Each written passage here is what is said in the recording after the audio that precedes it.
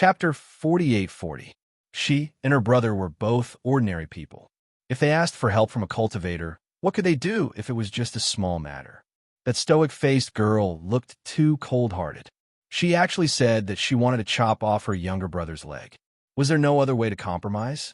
She didn't feel bad about chopping off her younger brother's leg, right? Duo Shanmei couldn't help but be speechless. This stoic girl was still so infuriating. She didn't want to chat after rebuking someone and immediately turned to leave, not even sparing the other party a glance. Duo Shanmei sighed. Say it. Do you want your younger brother's life or his leg? If he had known this would happen, he wouldn't have acted in the first place. When Aaron Yosi carried this young sir from that ship to this ship, if he didn't act up and smoothly reach this ship, wouldn't everything be fine? Young Sir Fong's leg was still chopped off in the end. When young Sir Fong fainted from the pain, Miss Fong also fainted on the ground from the shock of seeing blood in her eyes an hour later. The eldest young Sir and Fatty Dugaling leaped out of the water and back onto the deck. The little stoic sized them up and asked without batting an eyelid, "Killed?" Eldest young Sir Chin shook his head sullenly. This corpse-devouring shark is extremely intelligent. It immediately dived into the depths of the sea when it saw that the situation wasn't right. We didn't chase after it to avoid delaying our journey. Arbor nodded and didn't say anything else. Her room was arranged to be on the 4th floor, and the bedding, and utensils were all prepared in the room. The little stoic wasn't a picky person and was never particular when she was outside. After she closed the door and bolted it, she turned around and slowly walked to the table, pouring herself a cup of hot water. Her small hands slowly crawled across the table, her fingertips fiddling with thunder fireballs one by one. A faint haze covered the little stoic's face. Due to this storm, their ship deviated far from the course and had to make a detour for an extra day. Fortunately, everything went smoothly afterward, and they didn't encounter any other unforeseen events. They also didn't run into that corpse-devouring shark with a bronze skull and iron bones. On this day, the wind was gentle and the sun was bright and the sea was calm. Looking from afar, a golden luster danced in the depths of his eyes. 5th young Master Chin pointed ahead. Do you see the golden beach ahead? The entrance to the pond Lotus Sacred Land is at the peak of that mountain. Arbor narrowed his eyes and looked over. From afar, the small island looked like a lying, motionless tortoise. The tortoise's back was high, and it was a mountain covered in fine golden sand. It was no wonder that when he looked at it from here, his eyes were filled with a golden color and were swaying like quicksand. The pool Lotus Sage Land is on this sea turtle island? 5th young master couldn't help but cough lightly and correct him. The outside world calls this island Lotus Pond Island. The little stoic was instantly displeased. It's clearly a turtle island. Where are the lotuses? There are no lotuses anywhere. There was only an old turtle lying there, unable to crawl. Under the golden sand, it was completely bare. Other than some uniquely shaped reefs, there was only sand. Jojo, we still have to wait here for 2 to 3 days. Other than Forget Chuan and Murong, we've already obtained the keys to the other 4 families. The Murong clan has agreed to give us the keys, but they want to send 3 of their disciples to go with us. Eldest young Master Chin said, I've already agreed. Arbor uttered an oh. Eldest young Master Chin looked at her with a laugh. Could it be that Jojo has never heard of Forget Chuan and Murong? Chapter 4841. Murong. Arbor's heart skipped a beat, but he didn't say anything and merely glanced at eldest young Sir Chin. Eldest young Sir Chin couldn't help but nod with a chuckle. That's what you're thinking. Your master, Murong's son, is from the Murong family of Wangchuan. Arbor blinked. Speaking of which, you should be somewhat related to the Murong clan of Wangchuan. How is it? They should arrive the day after tomorrow. Aren't you a bit excited? Arbor glanced at him without a ripple of emotion. Although he didn't say anything, his disdainful gaze expressed it very clearly. Who the hell knew what was going on with the Murong clan of Wangchuan? Sir Jojo wasn't someone who liked to go around acknowledging relatives. So, aren't you a bit excited? Arbor rolled his eyes before leaping up and flying toward the beach. Eldest young, Sir Chin rubbed his chin and pursed his lips. Always so, Tsundere. You clearly have some expectations, yet you like to act like you don't care. You really need to discipline that wife of yours when you're free. The little radish around 5 or 6 years old said to Mo Yin gravely as he sprawled on Shenwu's back. Of all the things she could do, she just had to make these messy transformation talismans. Look at what she's turned me into, huh? It had already been several days, but his little lousy body still hadn't recovered. He was currently paranoid and couldn't help but seriously suspect that Mo Yin was purposely tricking him and purposely turning him into this short figure. Shenwu propped him up on his back and couldn't resist saying, "We've already been together for so long, so we should trust each other a bit more." "As if I trust you." The little serpent glared at the two men beside him with a huff. "Look at what you've been doing these past few days, wandering around aimlessly after entering the city. Don't blame me for not warning you. With my powerful divine conscience, I can sense that at least 4 or 5 groups of people have already noticed you." Shenwu patted the child's back. "Wrong, it's us." The little snake was so angry that he punched Shenwu's head. "Walk properly and don't talk so much nonsense." Ma Shi-chan looked back from time to time. "How are we going to deal with the people behind us? These people have been eyeing us for a few days now. It's probably because you guys are too ostentatious in the city and have attracted their attention. Do you know what these 2 fellows have done that would incur the wrath of man and God? Ever since they entered the city, they had done this kind of thing every day. For example, squatting in front of a roasted rat stall and eating hot sweet potatoes. She really didn't know what that dignified and elegant prince Mo always kept in his storage talisman. There were roasted sweet potatoes, spicy dried tofu, oranges, and everything else. In the city of Sin, roasted crispy mouse was considered a luxury food. It was hard to imagine that these 2 cheaters would actually eat roasted sweet potatoes in front of other people's stalls. What was even more infuriating was that yesterday, they actually sat in a stone pavilion by the street, toasting each other and drinking wine, accompanied by 2 or 3 exquisite side dishes. After that, everyone was given a bowl of egg and pork noodles. Was this something that a human could do? Before entering the city, Shenwu had already reminded these 2 cheaters that the resources in the city were extremely scarce, and none of their belongings could be seen. Chapter 48-42. All right, whatever Shenwu reminded them of, they would do the exact opposite. Shenwu reminded them for nothing. The number of crazy things these 2 had done could not be counted with 10 fingers. It was normal for them to attract 5 or 6 groups of people to follow them. At this moment, the venerable Peach Blossom Immortal took out a wine flask from his inner world and followed behind Emolien. He took a sip of wine to calm his nerves as they walked forward. "Emolien, there are more and more people following us." "Then why did you freaking show off your apricot wine? Is this person crazy?" "It's fine. Just like we said yesterday, enter the alley in front."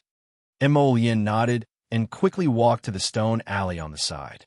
Ma Shi-chan immediately followed after him, intentionally or unintentionally turning around to glance behind him.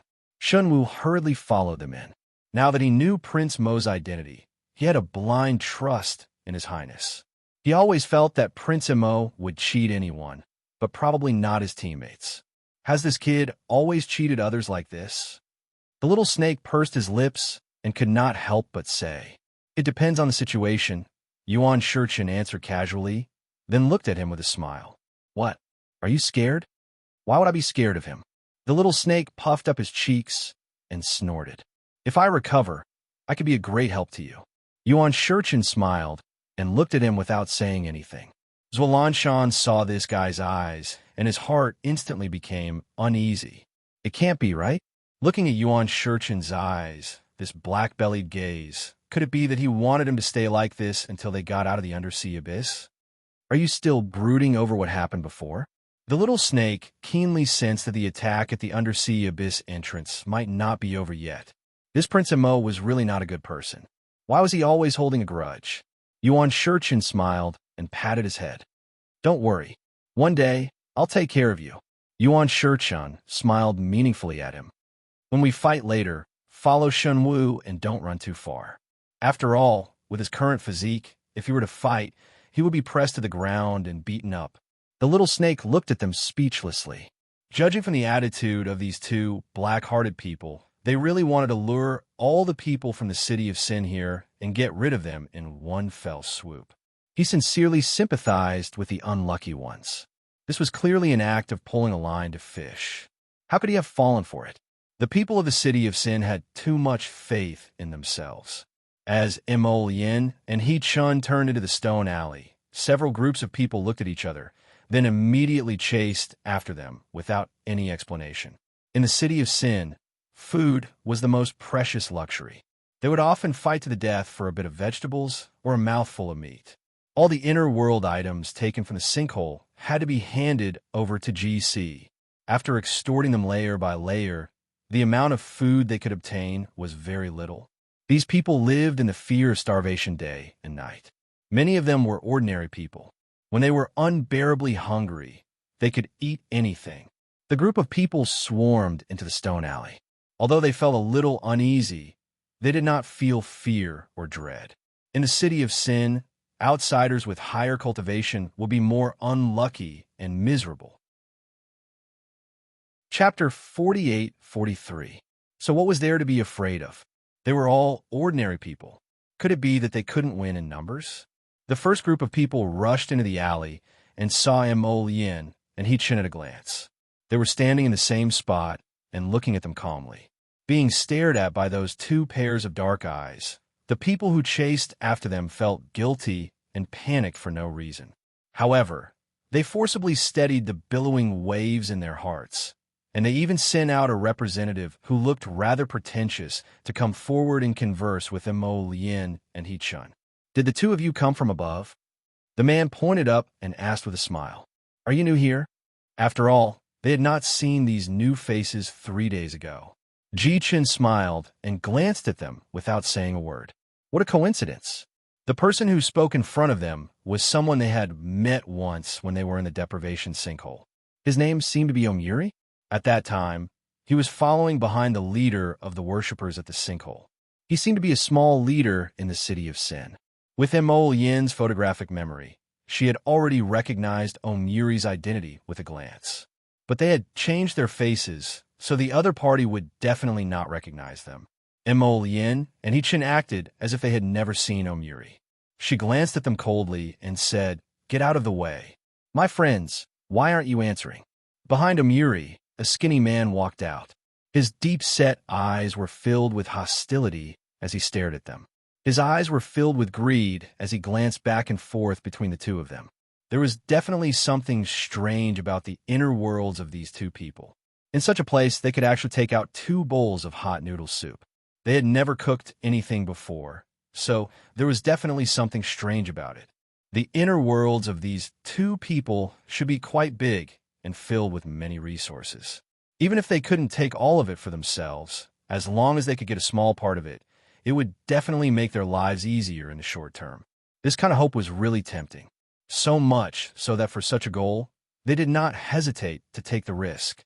Omuri and the others didn't make the first move. Instead, the other 2 groups of people who followed them rushed over and attacked Mo Yin and the others. The rich and varied resources in their inner worlds were simply too attractive to these people. Yuan Shurchin and Mo Yin naturally wouldn't be courteous to them. He didn't reject anyone who came and gave them a violent beating. After venting his anger, he asked Shun Wu to count the number of people lying on the ground and wailing. He found a few ropes and tied them all up. Yuan Shurchun stepped forward and kicked Omori. He then asked with a smile, "Hand over your waist token that allows you to enter the Grand Lord's mansion." Omuri's face turned pale as he shook his head. Just as he was about to argue, he saw Yuan Shurchun kick the person beside him. "If he doesn't want it, you do it. Hand it over, and I'll let you live." The man's face turned pale, and he trembled as he took out a token from his waist. Seeing this, Omuri couldn't help but scold. "Do you really think you can survive after you hand it over? If you dare to betray Grand Lord GC, you will die." Yuan Shurchun ignored him and directly punched his abdomen. This punch made Omuri feel that his dantian was shaking along with his blood and chi. It was especially terrifying. Omiri took off the token from his waist and trembled as he handed it to Yuan Shurchin. Chapter 48-44. Don't kill me. Omiri stammered, his entire body trembling. Is there a password for entering and exiting the City Lord's mansion? Omiri's eyes flickered slightly. The venerable peach blossom immortal looked at him with a smile. Don't lie. I hate it when people lie. People who lie usually don't have a good ending. I'll tell you everything. Yes, there's 7 passwords. Different passwords are given to different people. Omiri quickly explained all the passwords, including the details. Then, he looked at the venerable peach blossom immortal with fear and trepidation. My lord now, can we leave? Yuan Shurchin turned to look at Mo Lien with a smile. How should we deal with them? Omiri and the others' hearts sank slightly. They wanted to gather their chi, but they were suppressed by a strong pressure. It was impossible for them to escape this place. So, these people were really fishing. After hooking a group of fools, they were going to deal with them? Since they have no value, let's kill them. When Omiri heard the ordinary-looking middle-aged man say this, he could feel the cold, murderous intent in his voice from a distance. I think it would be better to sell them to people who make rat meat. Yuan Shurchin joked, looking at Omiri and the others with a deep gaze. That would attract too much attention. Mo Yin said faintly. The little snake asked incredulously, What do you mean? Were all humans speaking in such a tone? They were clearly talking about entering and exiting the Grand Suzerain GC's mansion. Why did they suddenly talk about rat meat? Shenwu pondered for a moment, then sighed. They're talking about those slaves. The little snake boy could not keep up with their divergent thoughts. He could not understand what they were talking about. Humans were really a strange species. They spoke in such a bold and imaginative way. Shenwu looked at him speechlessly. Can't you use your brain? Are you going to believe whatever others say? Don't you think it's strange that there are people selling roasted rat meat in the streets and alleys of this city? What's strange? Shenwu suddenly had a feeling of not wanting to talk to this idiot. It was a little tiring to explain. Although this human snake had lived for hundreds of years, it didn't have intelligence. Its intelligence was probably that of a 5 or 6-year-old child, right? What do you mean? The snake man shouted angrily. Zhe, Chun, Mo Lien, and Shenwu all looked at him with indescribable gazes. It made one's heart feel stifled. How can there be so much rat meat? Shenwu couldn't help but roll his eyes and cry out. It's just a sheep's head under the guise of dog meat. The so-called roasted rat meat was just some slaves killed in the Karst Cave mining area. Shenwu took a deep breath. In the end, he was still somewhat unable to continue speaking. This kind of thing was really cruel. But in a place like this, any kind of cruelty seemed to be normal. Most of the time, in order to survive, some people would probably do even more earth-shattering and cruel things. The snake man was stunned for a moment. He couldn't help but exclaim, You humans are really too scary. You can really eat anything. Chunwu rolled his eyes at him, too lazy to continue talking to him. If he wanted to find a way out of this underwater abyss, he first had to deal with this group of troublesome people in the City of Sin. After that, he was able to settle down and search around the area. No matter what, he should be able to find a way out. Chapter 48-45.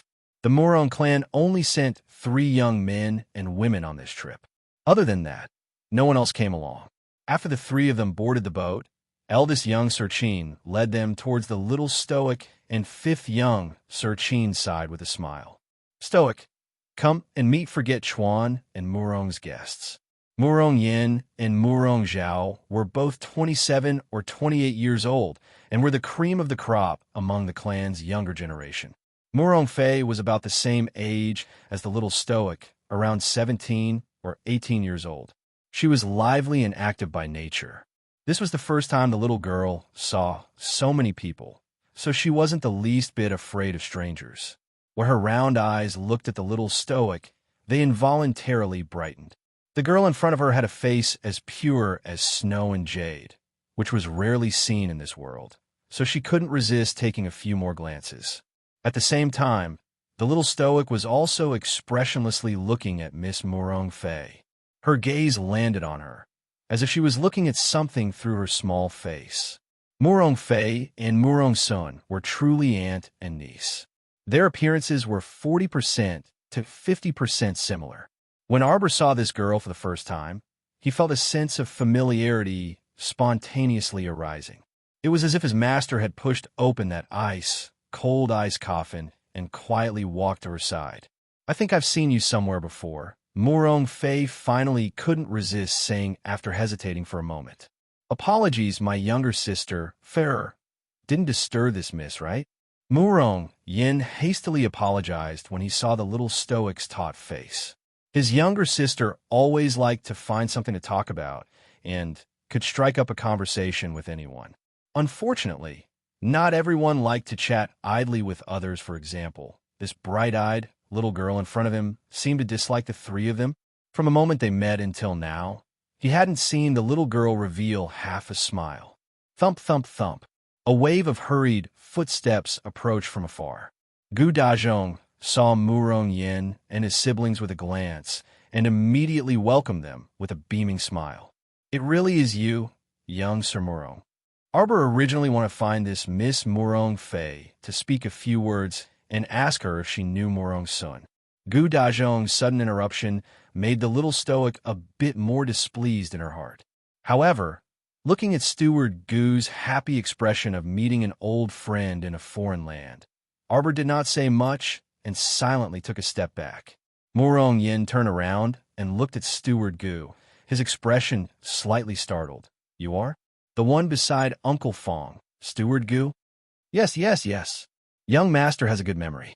We've only met once back then, so you still remember me." Manager Gu said with a face full of joy. "I really didn't expect to meet young master here." "Oh, that's right. My young miss and young master are also on this ship. Young master, let's go over and have a chat." Murong Yan's face revealed a trace of embarrassment. He hadn't come here to reminisce about the past.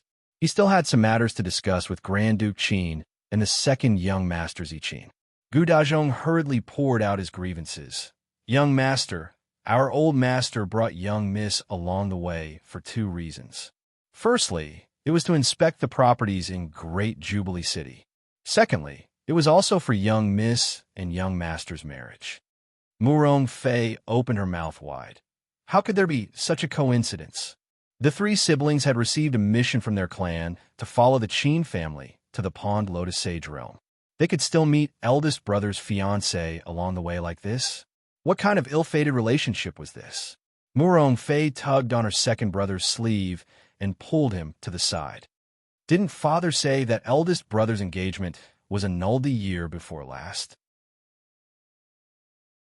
Chapter 48-46. That's right. Murong Zhao had an incomprehensible expression.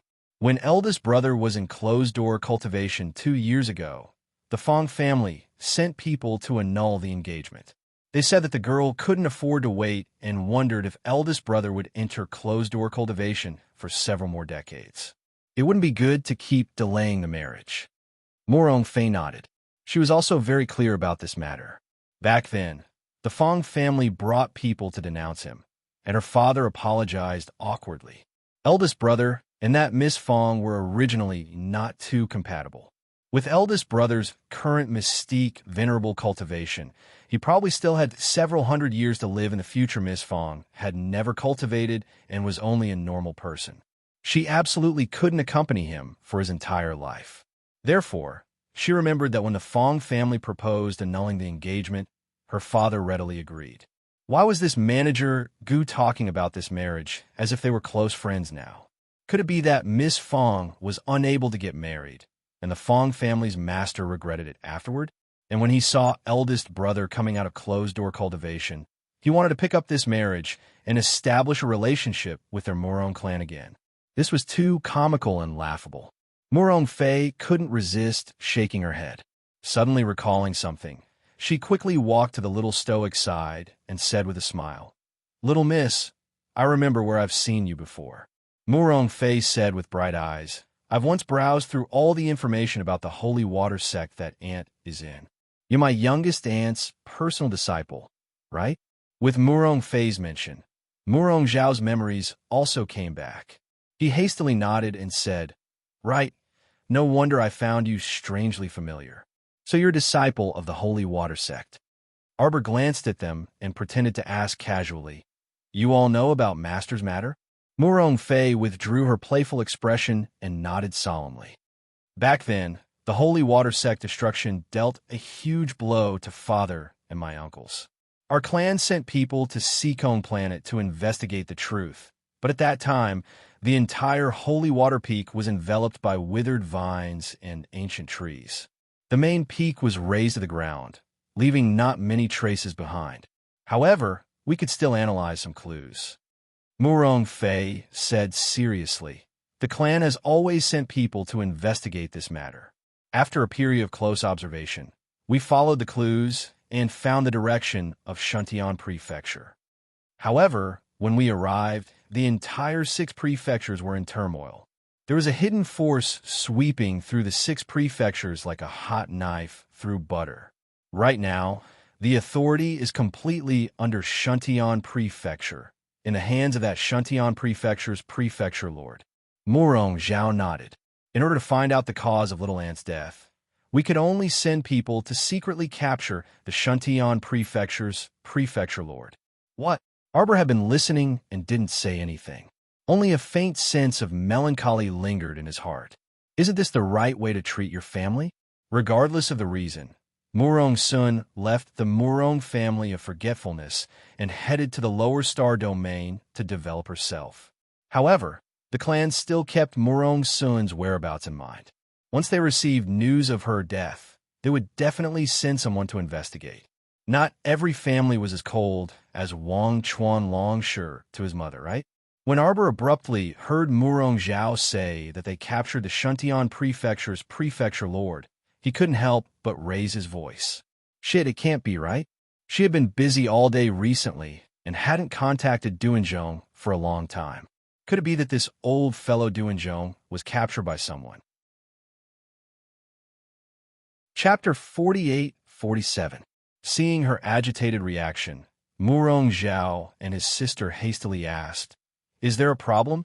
According to our investigation, there is conclusive evidence that Shuntian Prefecture accounted for more than half of the people who attacked the Holy Water Sect back then. Arbor glanced at the siblings and asked exasperatedly, "Don't I mean you guys captured that Shuntian Prefecture's Prefecture Lord, Gung Pengcheng, and brought him back to the River of Forgetfulness?" "That's right," Murong Fei said solemnly. "We sealed his divine sense at the first moment and imprisoned him in the dungeon for interrogation. That old punk was also stubborn and refused to confess at all.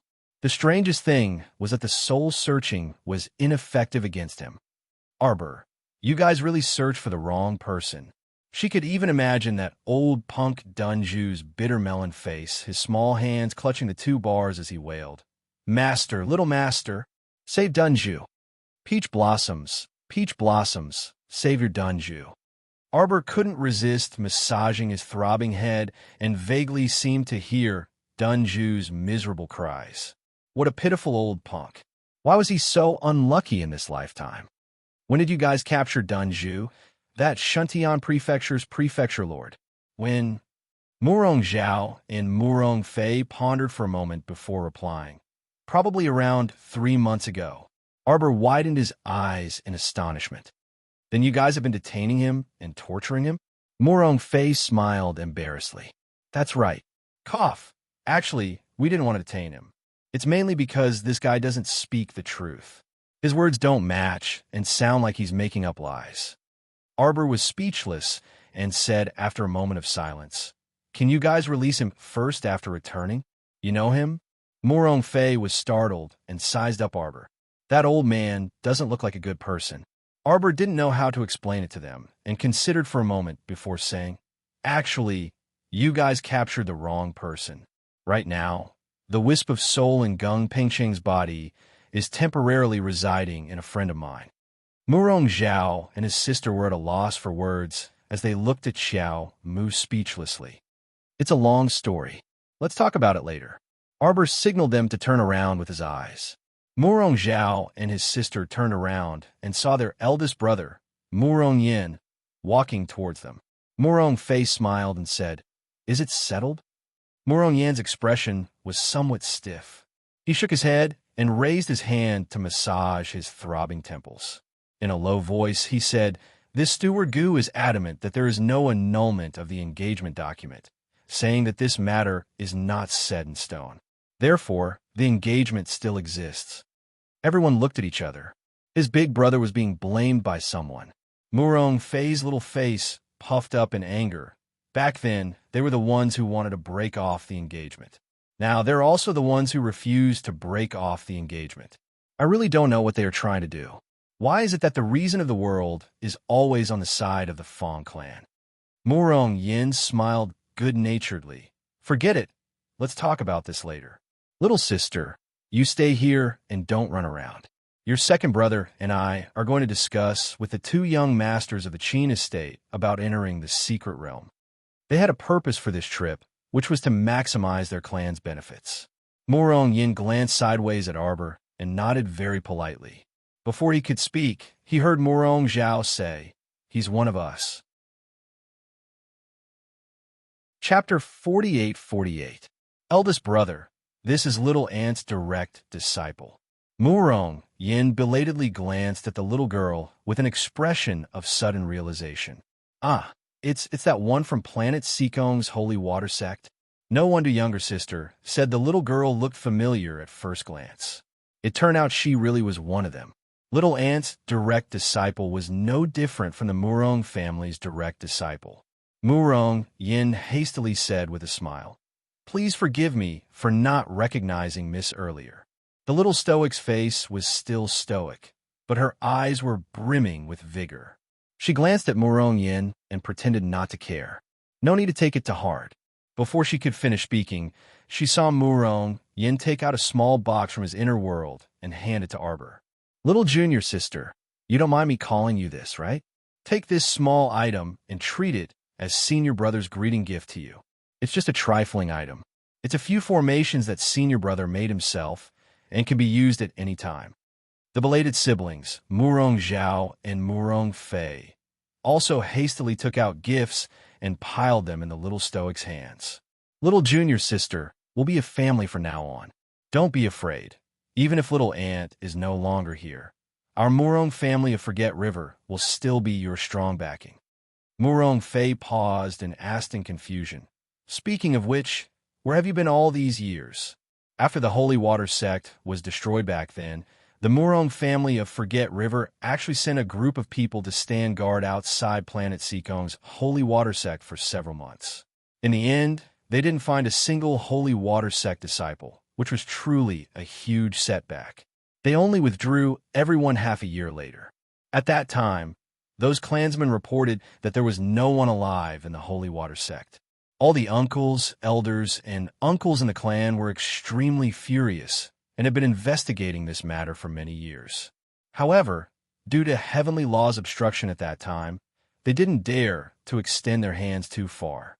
They had been investigating in secret, and their progress was very slow. Arbor's eyes brightened, and she silently took back the gifts the little brothers and sisters handed her. She said, "It's a long story." The three people. Strange, why did they suddenly feel awkward? "It's a long story," the little stoic said with a conflicted expression. "I'll tell you when I have time in the future." Of course, it was impossible for her to tell them about it. It would be better to bring them to the current Holy Water Sect and send a talkative senior sister to tell them about it. Murong Fei smiled happily. "That's good too." The little stoic's mouth twitched. She originally wanted to tell them that Murong Sun might still be saved. But on second thought, in order to avoid having too much hope and too much disappointment, it was better not to talk about it for now. Perhaps in the future, he would be able to save his master. At that time, he would let his family meet. Wouldn't it be better to be surprised and happy? "Everyone, are you done catching up?" Eldest young Sir Chin strolled over with a grin and glanced at the little girl's calm face. Bah, this little girl still wanted to lie to him? She was clearly very happy and excited on the inside. If it weren't for them being present, perhaps the little stoic would have already pulled that Miss Murong intimately to the side to chat. "Jojo, is it okay if you share a tent with Miss Murong tonight?" Arbor nodded without any objections, But Morong Fei appeared very happy. You've stayed on this sea turtle island for 2 days already, right? Before Arbor could complain, eldest young Sir Chin nodded and said with a smile, "Yes, everything is ready. We're just waiting for your key." Morong Fei's hand reached into her bosom. Chapter 48-49. He took out a very ordinary cloth pouch and poured out a gilded copper key from it before handing it to eldest young Sir Chin. Eldest young Sir accepted it very politely with a smile. At the same time, he took out 4 other gilded copper keys that looked exactly the same in terms of specifications and quality. When the 5 keys were placed together, they emitted a bright glow under the sunlight. Arbor's large eyes glanced at those 5 keys before retracting her gaze. Eldest young Sir Chin walked to her side with a smile. "Jojo, I'll leave these keys to you for safekeeping." Arbor looked at him strangely. Eldest young Sir chuckled and placed all 5 keys in her hands. "All right, you can go rest. Today, 5th brother told me that you didn't take an afternoon nap. You must be exhausted, right?" Arbor rolled her eyes. She really wanted to refute that her sister didn't need to take an afternoon nap every day. Recently, she had been working too hard in order to recover her divine sense as soon as possible. Who took an afternoon nap? The little fellow put away the 5 keys and silently glanced at eldest young Sir before walking towards her tent. Morong Fei hastily followed and excitedly asked, little junior sister Jojo, with my condition, we still have to stay here for 4 to 5 days?" Arbor nodded and led her towards her tent. The entrance to the pond Lotus Sacred Realm had to be opened, or else they wouldn't even be able to enter the secret realm's main entrance. Along the way, the island was barren without any resources other than rocks and sand. A row of tents of various sizes were crowded together on the sand and rocks, forming a circle of varying heights. I see that this tent area is quite crowded. The Qin estate of the Divine Province must have emptied most of their assets and moved all of them to the pond Lotus Sacred Realm, right? We saved more than 20 people along the way, Arbor explained reluctantly. Morong Fei absent-mindedly glanced behind her, and her gaze suddenly turned sluggish. Sensing the change in her aura, the little stoic also glanced behind her without batting an eyelid. She saw that warm-hearted eldest sister-in-law Yang helping the sickly Miss Fong out of a small tent and slowly walking forward along the sandy ground.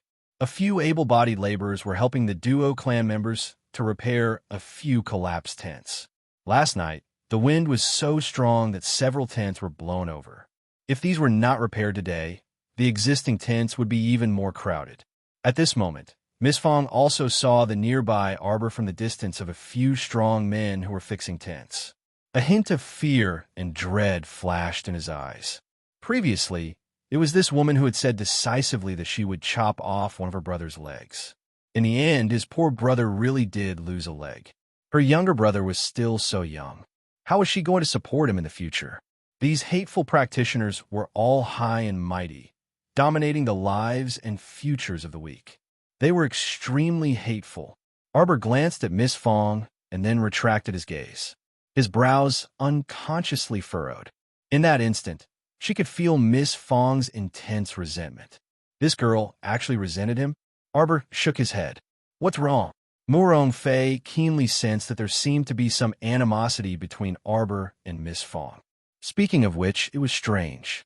How could a quiet person like the little stoic have a conflict with Miss Fong?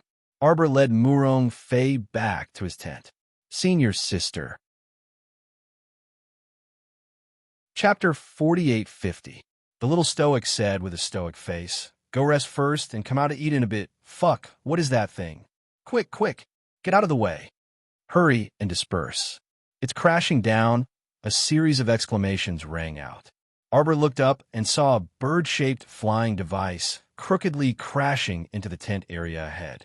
That collision looked like it was going to destroy heaven and earth. Everyone screamed as they fled from their tents one after another and swarmed toward the area where Arbor and Morong Fei were standing.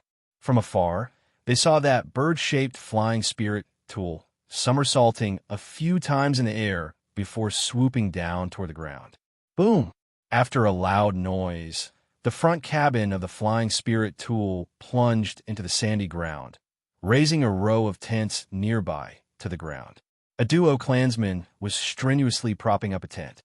When he saw this scene, he was so shocked that he couldn't close his mouth in time and ate a mouthful of dirt on the spot.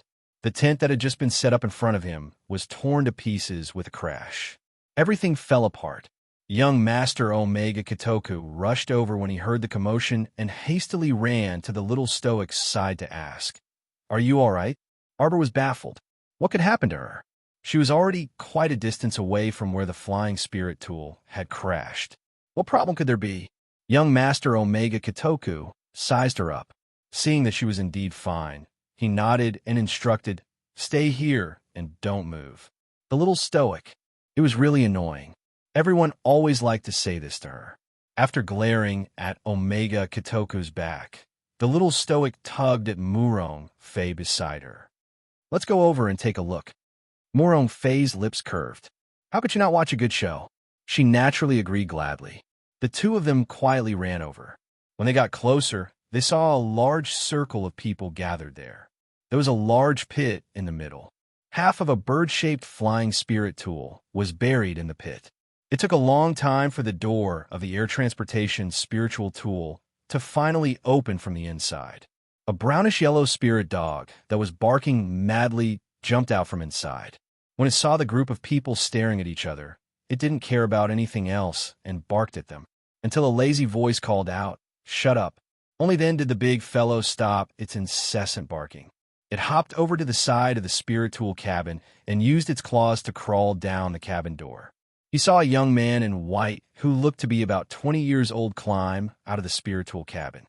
She raised her hand and patted the dog's head. Then, she turned her beautiful eyes and met the Omega Kitoku's lukewarm gaze. "So it's young Master Yin from Shangyuansheng." It seemed that Omega Kitoku recognized the person in front of him. Arbor thought for a moment. Then he took a few steps forward and stood a little closer to Murong Fei, watching the show. It's really a small world.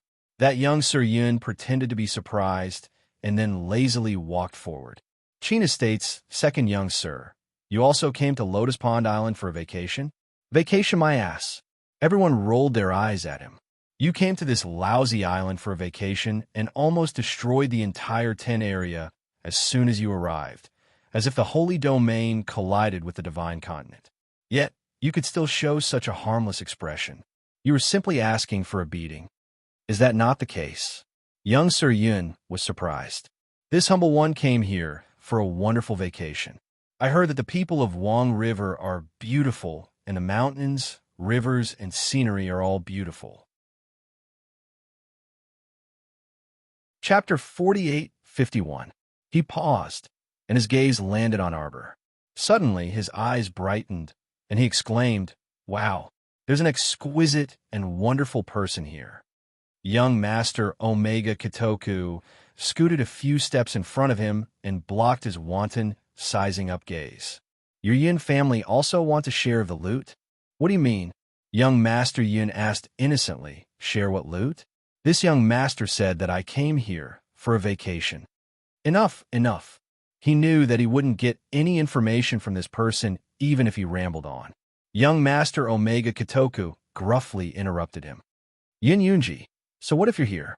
Can't you be more reliable and do things properly?" Young Master Yin hastily apologized. Sorry. The Forgetfulness River is too vast." Before setting off, Elder Brother already reminded me that I can't use the air transportation spirit weapon because it's easy to get lost. I have to take a boat. Unfortunately, I didn't listen to Elder Brother, and as a result, Sai, we've been wandering around the Forgetfulness River for almost 10 days, and there's really nothing we can do about it after running out of spirit stones. This young master also didn't want to fall down. Unfortunately, it really can't hold on any longer. As they spoke, a dozen or so people continuously crawled out of the spirit weapon cabin. Each of them had a dumbfounded expression as they looked around. A burly man, nearly 2 meters tall like an iron tower, quickly walked up and asked with a bow, "Young master, you're not injured, right?" Young Master Yun glanced askance at him. "Do you think this young master looks injured when he's talking cheerfully and wittily? All right, move to the side." He circled around the Omega Katoka young master, blocking his way, and walked towards the little stoic. However, a white figure flashed in front of him. An eldest young master Chin also floated over from the side and blocked his path with a grin. Little third, Yin, did you come to the mystic realm to look for treasures?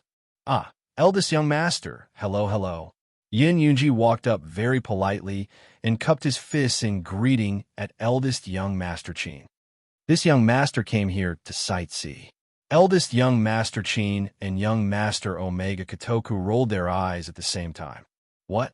Based on what you're saying, there's a secret realm that's about to open? Young Master Yin blinked his doggy eyes and asked curiously, Can I bring my men in with me? After all, I can also gain some knowledge. First young master and second young master complained in their hearts at the same time. If I said I wouldn't bring you along, would you obediently stay here and not follow me? What was she pretending for? She was even better at pretending to be a little black lotus than Mo Yin. He really wanted to stomp on him a dozen times.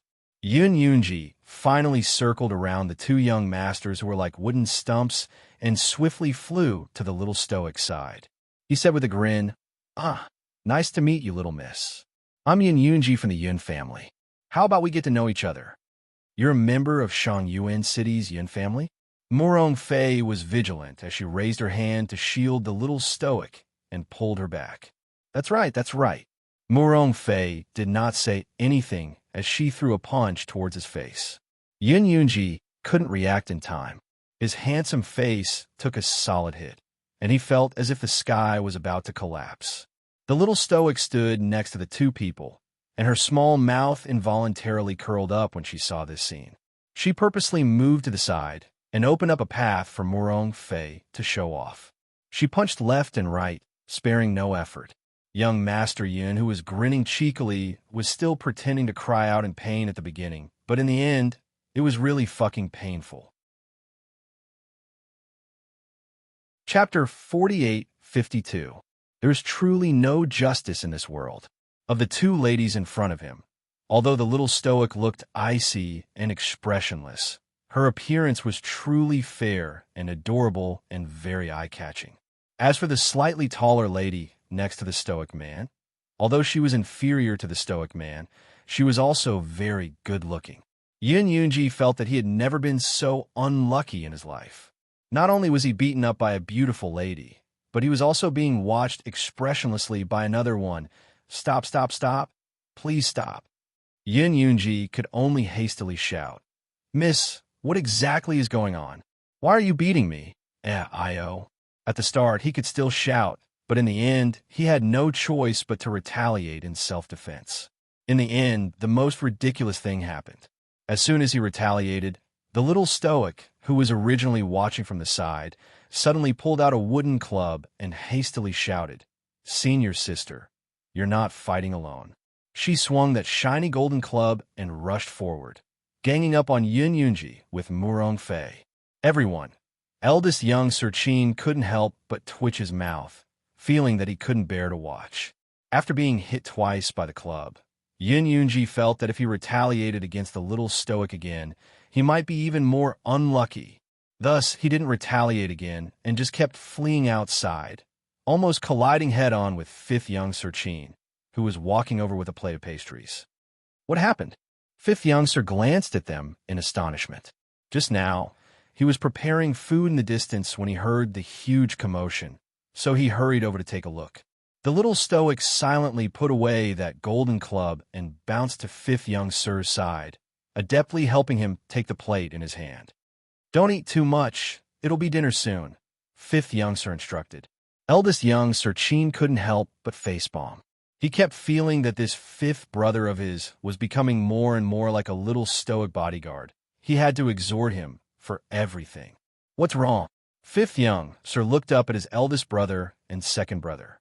When Yun Yunji saw the little stoic walking past him with a plate, his mouth couldn't help but twitch as he shouted, Why did you hit me?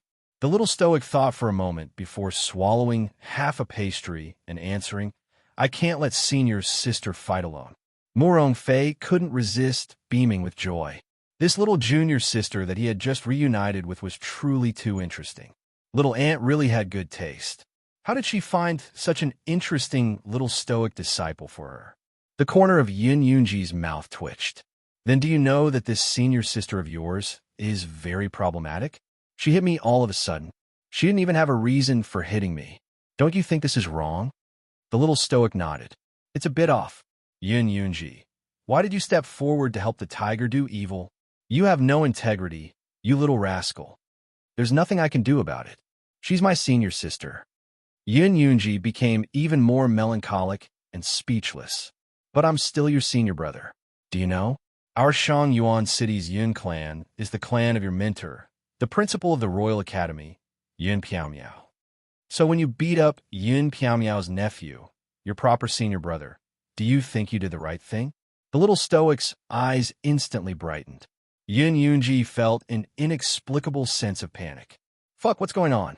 This stoic face doesn't look like a happy reunion. You're the nephew of Dean Yin? That's right, I'm your senior brother, Yin Yunji. Senior sister hit. The little stoic hollered and rushed forward again. Chapter 48:53. This idiot in front of him was actually Yin Piaomiao's eldest nephew. This was really great. In the past, due to his respect for his teachers, he couldn't find any reason to beat up the headmaster who tricked him. Now, his fat nephew had personally delivered himself to his doorstep to be beaten up. It simply couldn't be any better. This fellow was in a great mood and directly stuffed the plate into the fifth young master's hands. Without another word, he took out that golden club and smashed it at Yin Yunji. Murong Fei secretly exclaimed in her heart, "This is really my biological junior sister." She drew her sword and fought together. She hastily withdrew her hand and followed up. The two of them flew forward one after the other. The club whooshed through the wind, and their fists rained down. Without another word, they gave Yin Yunji another round of fat beatings. A few Yin family members were so anxious that they wanted to go forward and help, but they were stopped by another handsome young master who had a smile on his face. It's fine. Old Third likes to be pretentious. It's not a bad idea to let him get beaten up and learn from his mistakes. Besides, he's very resistant to beatings. Everyone. They wondered if the young master would feel guilty when he said this. Their family's third young master was actually chased and beaten by two girls until he fled in panic with an ashen face. Truly pitiful. Eldest Omega Kotoku was speechless. Seeing Yin Yunji get beaten up from the east to the west, and then chased back to the east, he instantly sympathized with this person. When he looked at this fellow just now, he felt that his words were rather infuriating and really wanted to beat him up. He didn't expect Jojo to help him without another word. He was really a rather awesome little stoic. At this moment, young Master Omega Kotoku's anger also subsided a lot, and his heart also felt much more at ease. This fellow watched coldly from the sidelines as that unlucky Yin Yunji dodged his attacks here and there without the slightest ripple in his eyes. You deserve it. You should have met someone like Xiao Xiao, who would beat you up until you couldn't speak. Hey, stoic. Senior brother was wrong. All right. Don't hit me. Don't hit me. Senior brother said, to tell the truth, I said it. Yes. Senior brother has long recognized you.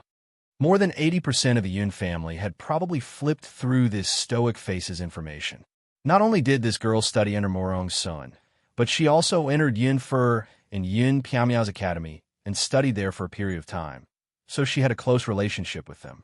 Furthermore, this little girl was an out-and-out genius. In the entire Yun family of Shangyuan City, there was not a single person who could compare with this little girl in terms of talent. In just a few short years, this child had grown to such a level. Although she might have had many fortuitous encounters along the way, the degree of her bone structure and aptitude was definitely not to be doubted.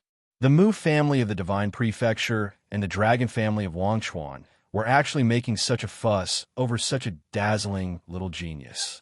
From the looks of it, the Mu family of the Divine Prefecture seemed to have repented, but the Dragon Clan of Forgetfulness, it seemed that there would be no Dragon Clan of Forgetfulness in the future. Yin Yunji wiped his face and took a step back. He grinned and said, "Little junior sister, why don't we make peace? Don't hit senior brother."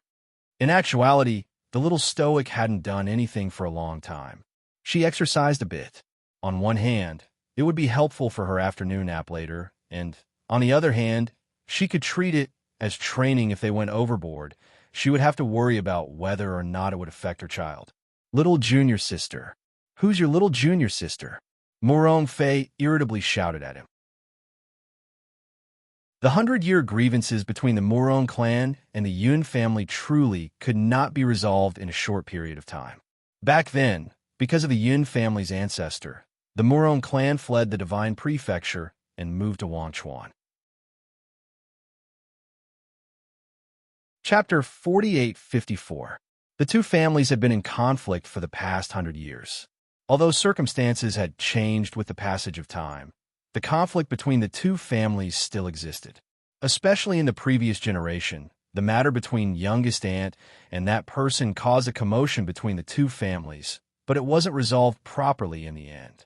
When Morong Fei thought of this, she couldn't help but sigh deeply. When facing Yun Yunji, she put on a completely ladylike face. Speak. What is your purpose for coming here? To take a perfect fake vacation. Yun Yunji stuttered after being yelled at by her. Arbor glanced at him and raised his small hand, intending to pat his shoulders sympathetically. However, the latter was probably scared by her wooden club, so when he saw her raise her small hand, his instinctive reaction was to shrink back. The noodle vendor glanced at his hand and silently put it back down. She stroked her small belly comfortingly in passing. Child, Mom isn't this irritable every day. The main thing was that when they met, their eyes were exceptionally red. In the past, she was tricked by Headmaster Yun to the point of vomiting. Now that she could finally trick his fat nephew, she was especially excited now that she had her own child. She would inexplicably think of Long Chuyun when she thought of all sorts of things. Speaking of which, when she was in Long Chuyun's belly back then, she was definitely very obedient and quiet like her own child. Her child would probably be like her. She didn't know what the little fellow thought of, but a faint smile actually appeared on her face. It was truly a rare sight. Eldest young Sir Chin couldn't resist taking a few more glances at her before his gaze landed on Yun Yunji. Little third Yun, look at the good deeds you've done. Have your men clean up these lousy tents for me. Eldest young Sir Chin glanced at him disdainfully. Take out more tents and supplies. Treat it as your compensation. When the little stoic heard the word compensation, her eyes abruptly lit up. The eldest young sir was about to end the conversation, but when he saw the little stoic's shining eyes, he suddenly had a flash of inspiration. Recalling the little fellow's past tricks, he hastily added, 20 million spirit coins as compensation. I won't let you off if it's a single cent less. Yun Yunji's handsome face immediately turned a bit green. Why don't you go rob someone? Did the Qin Estate's eldest young Sir change his profession to become a bandit? How can robbing be as quick as cheating you? Eldest young Sir Qin thought to himself, are you going to give it to me or not? If you don't want to give it to me, then scram. This Lotus Pond island belongs to your family? Yun Yunji was speechless. How could there be such a rude person in this world? The little stoic's eyes brightened again when she heard this. Eldest young Sir Chin suppressed his belly full of laughter and nodded with great difficulty. That's right, we have an island master here. Yun Yunji was dumbfounded. Why hadn't he heard that this Lotus Pond Island had an owner? May I ask who the island master is? The little stoic took 2 steps forward. Yun Yunji didn't react for a moment and said to her with a smile, Little junior sister, we're a family. You definitely won't cheat your senior brother. Do you know who the owner of this island is? The little stoic took another 3 steps towards him. Yun Yunji was stunned for a moment before he exclaimed, It's you. It was obvious. The small island owner nodded and looked at him with sincerity. Then all right. Yun Yunji thought for less than 3 seconds before he hastily nodded. He fished out a spirit coin card from his sleeve and handed it to the little stoic, saying, Keep the goodies within the family. You're my little junior sister, so this money is well spent for you. Eldest young Sir Chin twitched his mouth and didn't want to pay attention to this Yun Yunji. Chapter 4855. The Yun family members were even more exasperated. Their young master was like an idiot and believed everything the other person said. No wonder young Master Biao always mocked him for his low IQ. Everyone was finally able to settle down on the island. The Yin family members also took out a lot of supplies and added them to the tent area. Yun Yunji wanted to live closer to the little stoic, but the little stoic had already set up several tents around her. This guy had no choice but to settle for the next best thing and settle down next to eldest Chin's tent. That night, everyone ate a fairly sumptuous dinner. The little stoic swallowed a soul-soothing pill and cultivated as usual before sleeping in her clothes. Murong Fei had already been asleep for a long time wrapped in a blanket and only let out light snoring sounds. After the crash of the air transportation spiritual tool during the day, the camp that had been bustling with noise for most of the day finally sank into silence. The entire camp was quiet. Everyone had quieted down. Only a black shadow was crawling in the darkness, rustling. It crawled all the way to Arbor's tent entrance and lightly arched against the curtain. Pulling back the thick cotton curtain, the dark shadow was just about to enter the tent. A crow-gold arrow flew through the air and was about to pierce the black shadow's body when that thing deftly shifted outwards. It caused the crow-gold arrow to fall to the ground with a dull thud. In the silent night, Arbor's jet-black eyes glowed as she stared at the tent entrance without the slightest hint of sleepiness. Murong Fei's vigilance was also very good. As soon as Arbor made a move, she did her best to pull herself out of her deep sleep. She abruptly sat up and threw off the blanket on her body. Her other hand was propped up on the ground, and her drowsy eyes instantly widened into circles as she assumed a posture that indicated she was ready to fight at any moment. What happened? Something came in. Arbor raised her palm and sucked slightly. The crow-gold arrow nailed to the ground, turned around, and flew into her open palm with a whoosh. When Xiao Mu and Murong Fei walked out of the tent one after the other, they saw that the candles in the nearby tents had all lit up at the same time. As time was of the essence, Murong Fei did not have time to put on her jacket. She hurriedly put on her outer coat and walked out of the tent. As a gust of cold wind blew over, Murong Fei's body shivered slightly as she quickly mobilized her spiritual energy to resist the cold. Sure enough, there was something lying on the ground not far away. When it saw them walking out of the tent, it quickly slid its body and flew towards their feet. Arbor fired 2 arrows at it without giving it a chance to say anything. After 2 whooshing sounds were heard, eldest Qin, Omega Kitoku, Yun Yunji, Cousin Yin, and the people from the Murong clan all ran out of the tent at the same time. Chow, eldest young Sir Qin, was just about to call out when his gaze landed on the black shadow on the ground. What is this?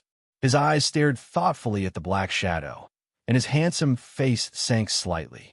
At this time, everyone in the camp was awakened by a beast-like roar. One after another, people lit their lamps, got up, and walked out of their tents in fear. He must have mutated. Drag him to the beach outside and clean him up.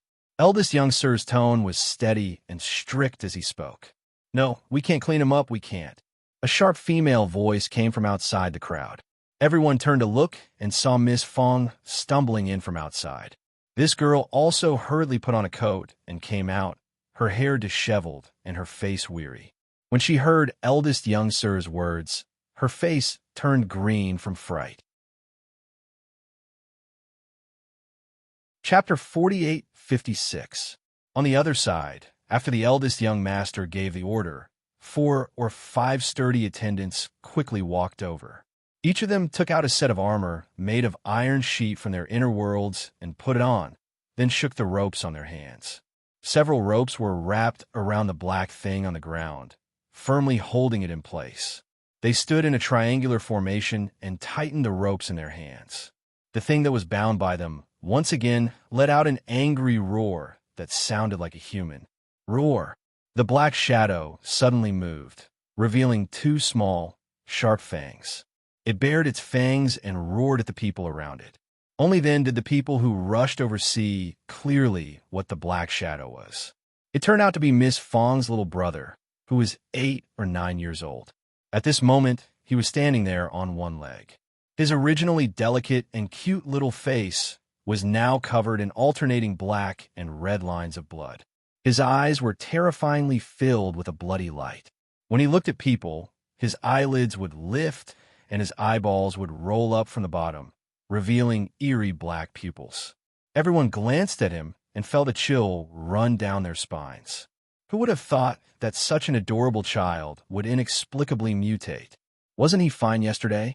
The bodyguards didn't get close to the little zombie and instead used ropes to bind it. Then they pulled and tugged a few times, dragging the zombie that was hopping on one leg and taking a few steps forward. No, you can't deal with him. Miss Fong came to her senses and couldn't help but shriek angrily. She opened her arms to block that person. A pair of rippling eyes glared angrily at Arbor, containing a bit of resentment. Arbor expressed that he was innocently implicated. Was there something wrong with this girl? Of all the people she could glare at, why did she have to glare at Sir Jojo? Did this Sir Jojo look easy to bully? It was simply baffling. Didn't you say that my brother would be fine? Lady Fong yelled hysterically. Look at him, look at him, look at him. Look at him now. You were the one who swore that his corpse poison hadn't spread into his bloodline. Now, you're also the one who's watching my poor brother being dealt with. Give me back my brother. Give me back. Miss Fong was anxious and angry. She was so angry that she almost couldn't catch her breath. Her body went limp, and she was about to fall backward. Eldest sister-in-law Yang and a few other women hurriedly supported her. Eldest sister-in-law Yang placed her hand on Miss Fong's chest and hurriedly soothed her. She hurriedly said, Miss Fong, if there's anything, let's talk nicely. Ah, don't be so agitated. Miss Fong, let's talk nicely. How can we talk nicely? Miss Fong angrily pushed Mrs. Yang and the others' hands away and shouted at Arbor. It's her, it's her. What a liar. He even lied to me that my brother would be fine. He said that he would be fine after we cut off his leg. What was the result?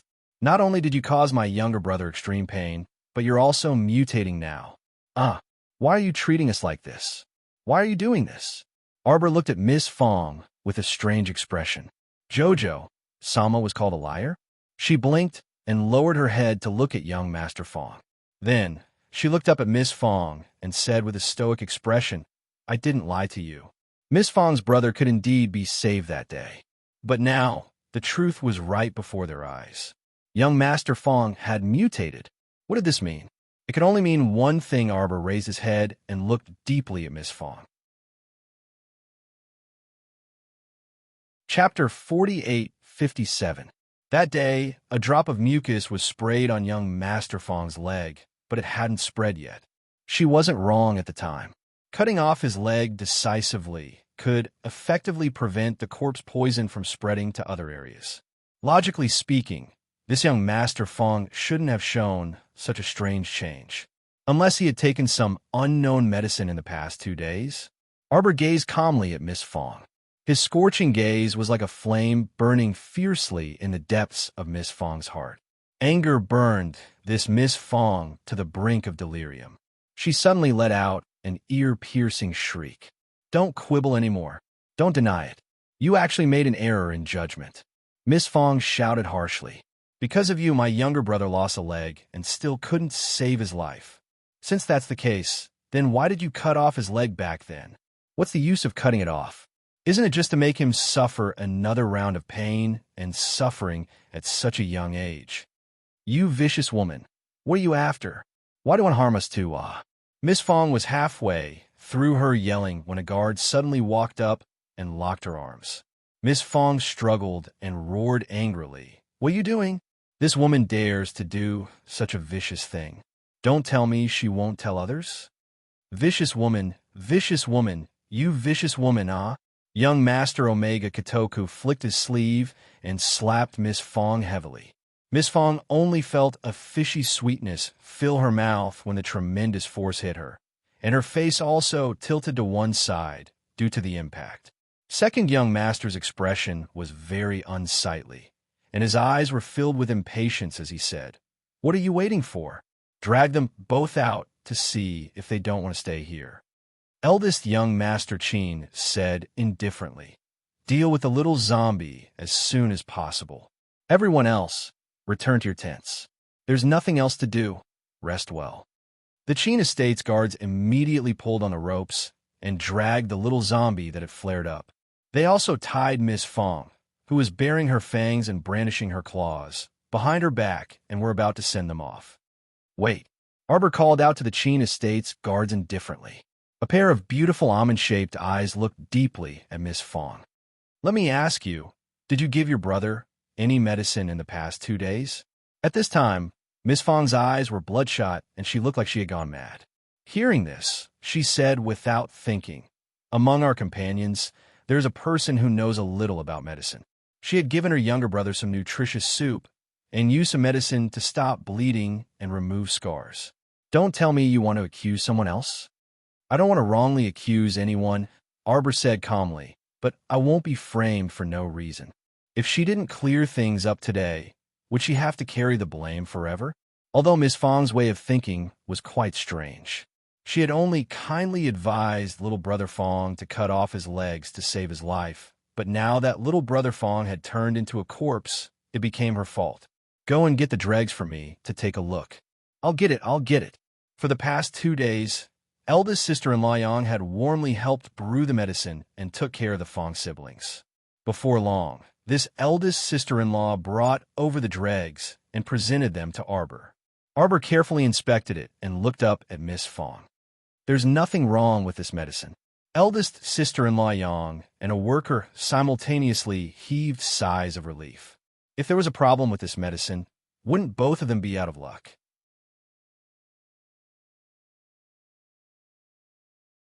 Chapter 48-58.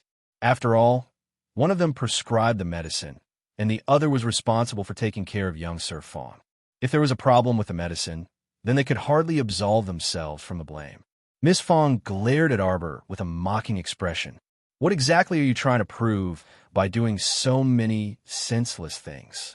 Arbor swept a cold glance at Miss Fong, causing the latter to swallow back the words she wanted to shout. This little stoic's eyes were bright and sharp, causing people to feel a bit fearful, Miss Fong thought. "You yourself are well aware of what you fed your younger brother." Miss Fong's heart thumped heavily, and then she glared at Arbor with widened eyes. "What nonsense are you babbling about? You didn't wrongly accuse anyone else just now. So now you're making a false countercharge and want to wrongly accuse me? Your younger brother was normal before today, right?" Sister-in-law Yang subconsciously nodded. "That's right. When I delivered the medicine to young Sir Fong this afternoon, there weren't any changes. Looking at the extent of his mutation, he should have taken the basic mutation medicinal fluid this afternoon." Everyone sucked in a breath of cold air and looked at Miss Fong with odd gazes. After noticing everyone's complicated gazes, Miss Fong appeared flustered.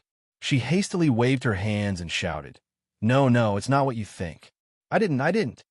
Arbor glanced at her indifferently and flicked a dictum talisman into Miss Fong's glabella like a streak of light. Still not telling the truth. Her voice was chilly, and her gaze was emotionless and apathetic. Miss Fong glanced at her and couldn't help but tremble all over. Her mouth kept opening and closing, but she couldn't control it at all. "I also didn't want to. Do you think I wanted to? My younger brother lost his legs, so he wouldn't stop crying in the middle of the night. That person told me that as long as I took his special medicine, 3 days, my younger brother would recover. How would I know what kind of mutation medicinal fluid it was? Why would I harm my own younger brother?" Miss Fong screamed in a heart-wrenching rage. "That person told me that as long as I took the medicine, my broken bones could regenerate. Perhaps my younger brother would be able to recover in the future." Everyone looked at Miss Fong with disbelief and speechlessness. This Miss Fong was truly innocent to the extreme. How could she believe such nonsense? Did he really take that precious medicine and give it to his younger brother to drink? She had wrongly trusted others and caused her younger brother to become like this. Yet she had previously blamed the little stoic girl, saying that she had made a mistake in her judgment. This was really a case of a thief crying out to catch a thief and making a false accusation. Miss Gu Dazhong hurriedly ran over, wanting to stop her from continuing. The way everyone looked at him, as if he was an idiot, was too obvious. Now that Miss had made such a ruckus, all her reputation had been ruined by her. The worst part was that the members of the Morong family were also present. The young lady's crazed look was all seen by Master Morong. Originally, others were indifferent to her. Now that this matter had blown up, it was all over. She can't cultivate, and she's stupid. How could the Morong family accept such a daughter-in-law? Arbor looked at Miss Fong coldly. Originally, he didn't want to pay any attention to this young lady, but this person opened her mouth and pinned a crime on her head. In that case, he had to clear things up with her. Right and wrong. Everyone had to lay out everything clearly. Of course, Miss Fong might not have foreseen this outcome beforehand, so she couldn't bear it.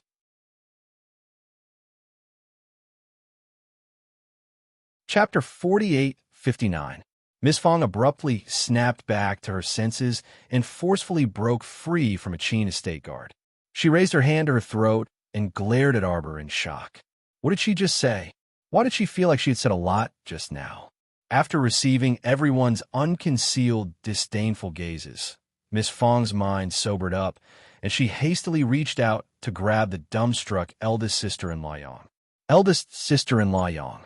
Eldest sister-in-law Yang hastily flung her hand away and staggered back 2 steps. She said with an incredulous expression, "Miss Fong, you are too stupid." Eldest sister-in-law Yang really didn't want to attack this unlucky girl with a deathly pale complexion, but the word stupid still jumped out from between her teeth. It had to be said that this Miss Fong was too ridiculously stupid. Even an inexperienced woman like her wouldn't so easily believe a complete stranger, right? She took the medicine and fed it to her younger brother just because someone said it would be useful. Didn't she consider that this medicinal liquid might harm her younger brother's life? I didn't. Miss Fong's tears fell like rain as she shook her head repeatedly and looked pleadingly at Manager Gu. Gu Dajong was about to cry from this ignorant eldest Miss Stupidity. His lips twitched for a long time before he finally sputtered. "Miss, why didn't you discuss it with me before doing something?" Miss Fong wailed loudly. "It has nothing to do with me. That person lied to me. He lied to me." "All right, don't listen to her nonsense. She was the one who harmed her younger brother's life." Eldest young Sir Qin interrupted apathetically. She couldn't bear the responsibility for the victim's life, yet she turned around and accused someone else of harming him. "We don't welcome such a vile and crude person here. Right? We don't welcome her. We don't welcome her." Everyone kicked up a fuss and kept shouting, "Get out of our camp. Throw her into the sea. Let her have a taste of what it's like to fend for herself." "No, don't. Don't, Uncle Gu. Miss Fong reached out to grab Manager Gu's sleeve and desperately grabbed his hand. Manager Gu hastily pacified the surrounding crowd and smoothed things over with a smile. Everyone, don't be so agitated. Who gave you the basic mutated medicinal liquid?" Xiao Mu's cold voice cut through the commotion, instantly dispersing the clamorous atmosphere by quite a bit. Everyone thought that it was more important to figure out who gave her the medicinal liquid. Although Fong Gongzi was the only victim in this incident, the mysterious person hiding in the dark was the key to the whole incident. Why did he appear in the camp? Why did he have such a basic medicinal liquid? So, among these people there were spies from the Heavenly Fate Palace. "Young miss, quickly explain yourself." Steward Gu was so anxious that he was sweating profusely. If the young miss was thrown out of the camp at this moment, how would she, the young miss of a rich family, live? Steward Gu's heart was anxious. When he turned around and saw Murong Yin and Murong Zhao, he rushed over and pulled on the 2 of them, saying, "Young Master Murong, quickly save my family's young Mississippi. She was insensible and made a mistake, but please, for my family's master's sake, please help her." "I don't know. I really don't know anything." Miss Fong cried. "That person appeared in front of me with his face covered. I was worried about my younger brother, so I believed him."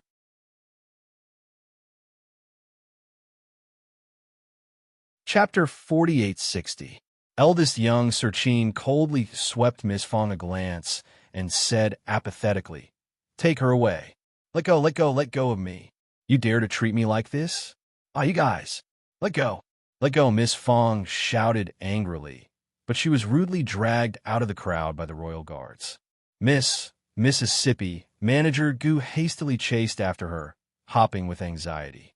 This time, the Qin Estate's royal guards didn't waste words with Miss Fong and directly grabbed her arm, dragging the wailing Miss Fong out. Murong Yin and Murong Zhao silently met each other's eyes before silently shaking their heads and retracting their gazes. Fortunately, they had called off the engagement with this Miss Fong long ago. If they really married this person, with her IQ, wouldn't their family have no peaceful days in the future?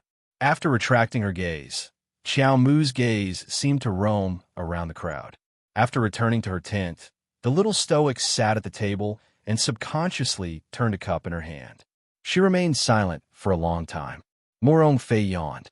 Just as she was about to pull open the blankets to continue sleeping, she saw the little stoic pondering when she turned around. What's wrong? Murong Fei opened her mouth and paused with one hand tugging at a corner of the blankets. Xiao Mu returned to her senses and turned to look at her. It's fine, go rest. Murong Fei lifted the blankets and crawled to the short table next to her. She picked up a clean teacup and poured a cup of water, saying with a smile, Don't worry, only Miss Fong, that dumb person, would fall for such a shallow trick. Anyone with a bit of vigilance probably wouldn't. Arbor suddenly reached out and pressed down on the back of her hand. Murong Fei's hand abruptly paused, and her hand was pressed down. The teacup made a fine clatter and landed on the short table. Arbor reached out to take the teacup and sniffed it with knitted brows before saying gravely, This tea can't be drunk.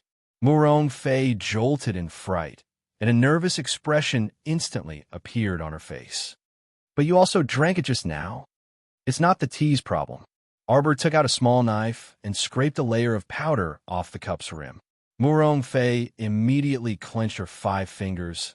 Her entire body stiffened as she sat up straight. It's the mouth of the cup that was smeared with powder. Hurry up and inform your 2 brothers. The moment Arbor's words fell, Murong Fei could not care less about her disheveled appearance as she hurriedly put on an outer robe and dashed out. Arbor also chased after him, only to see the tent beside him move slightly, and a black shadow flash past. The little stoic sneered and stopped. Formation map. She flicked out a piece of paper from under her sleeve. The formation map turned into a shadow and instantly enveloped the camp. With the place where she stood as the starting point, a trapping array was set up in a matter of minutes. Dozens of flying needles shot out from her body and flew in all directions of the formation. Did he really think that everyone was as stupid as Miss Fong? If he lured her out, she would chase after him alone? She was not going to chase after him. At this time, the black-clothed man hidden in the shadows couldn't help but curse inwardly. This really is a little pervert, completely not following the rules. Currently, the camp was surrounded by a trapping array. If he wanted to forcefully break out, he would definitely be seen through. This damn girl. He didn't expect that he would be forcefully made a fool out of by this girl. He originally thought that after the incident just now, the damn girl would definitely be physically and mentally exhausted. He didn't expect her to still be so vigilant and detect the abnormality at the rim of the cup in less than a second. The camp that had quieted down for less than an hour started clamoring again.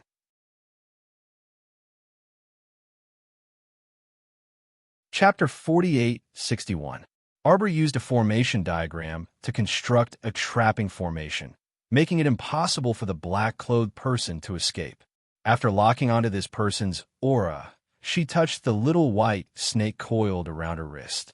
The little white snake immediately turned into an extremely thin white shadow and abruptly scuttled into the dark night. Arbor narrowed her eyes. After taking a few steps, she saw everyone pouring out of their tents. The commoners all looked a bit alarmed, and they anxiously asked after looking back and forth, What happened? What now? It can't be that a monster is attacking the camp, right? Young Master Omega Kitoku lifted the tent flap and involuntarily knitted his brows when he saw the clamorous scene before him. Too many things had happened today. He didn't expect another wave to rise before one wave had even subsided. They hadn't even entered the Pond Lotus sacred realm yet. Who the hell knew how many more deceptive things would happen after they entered? Arbor drew a tracking talisman in the air and sent it flying with a flick of her finger. Then, she leisurely walked toward her target. A moment later, the great void serpent's 3-meter-long figure flashed past and suddenly coiled around Arbor, pulling her several dozen meters back. At the same time, flames soared into the sky and exploded inside the camp with a loud explosion. Arbor's eyes instantly turned several degrees colder and harsher, and an indecipherable glimmer flickered in her eyes. Her gaze landed on the raging flames, and it was so cold that people couldn't discern the emotions in her eyes. A dozen or so Qin estate guards hastily rushed over, and the water spiritualists quickly brought the fiery scene under control. "How's the situation?" Eldest Qin walked over with quick steps, a bit of worry hanging on his face. Reporting to eldest young master, "It's fine. It's all under control now." Eldest Qin glanced at Arbor and saw the little stoic's frosty face being coiled around by the great void serpent that was several dozen meters long. The serpent shrunk bit by bit and turned into a slender little white snake. It wore a small crown on its head, and its small head was tilted. It no longer had its giant tail, and its pair of watery eyes looked adorably at the frightened commoners around them. When they saw this several dozen meters long serpent just now, everyone was stupefied. Some were so scared that their legs went soft and they couldn't walk. There were also people who were shrouded in fear, crying and screaming. It was truly a lively scene. "Is everyone all right?" Old Steward Luo ran over from behind with his fat belly. Arbor's cold gaze slid past the old manager and swept past the faces of everyone present. In the end, his gaze landed on the few young masters of the Qin estate. "Someone wants my life, do you know that?" The eldest young master's face darkened slightly, and he hurriedly nodded and said, "Jojo, don't worry. We will do our best to investigate this matter." Arbor looked at him with a deep gaze. The corners of his mouth lifted slightly, revealing a trace of a smile that was not a smile. "Oh, who do you think this person can break into the camp at night and accurately find me in so many large tents?" Old Steward Luo frowned slightly and tried to smooth things over with an apologetic smile. "Little miss, this is just an accident. Someone trespassed into the camp, and the young masters didn't know about it. But to put it bluntly, the Qin estate's guards had no obligation to protect everyone's safety for free. Regardless of whether it was in the past or now, you can only rely on yourself." Arbor nodded apathetically and didn't say anything before turning around and walking back to his tent. "Jojo," eldest young Master Qin hastily called out and turned around to harshly reprimand Old Steward Luo. "How can you speak like that? Shut up if you don't know how to speak." Old Steward Luo was a very senior manager in the Qin estate, and the Qin estate's young masters had always held due respect for him. Chapter 4862. Eldest Qin reprimanded him in front of so many people today, which could be considered extremely severe. Old Steward Luo hurriedly cupped his hands in apology. Yes, this old servant has overstepped his boundaries. This old servant will go and apologize to Miss Qiao right now. Eldest young Sir Qin coldly glared at him. "No need."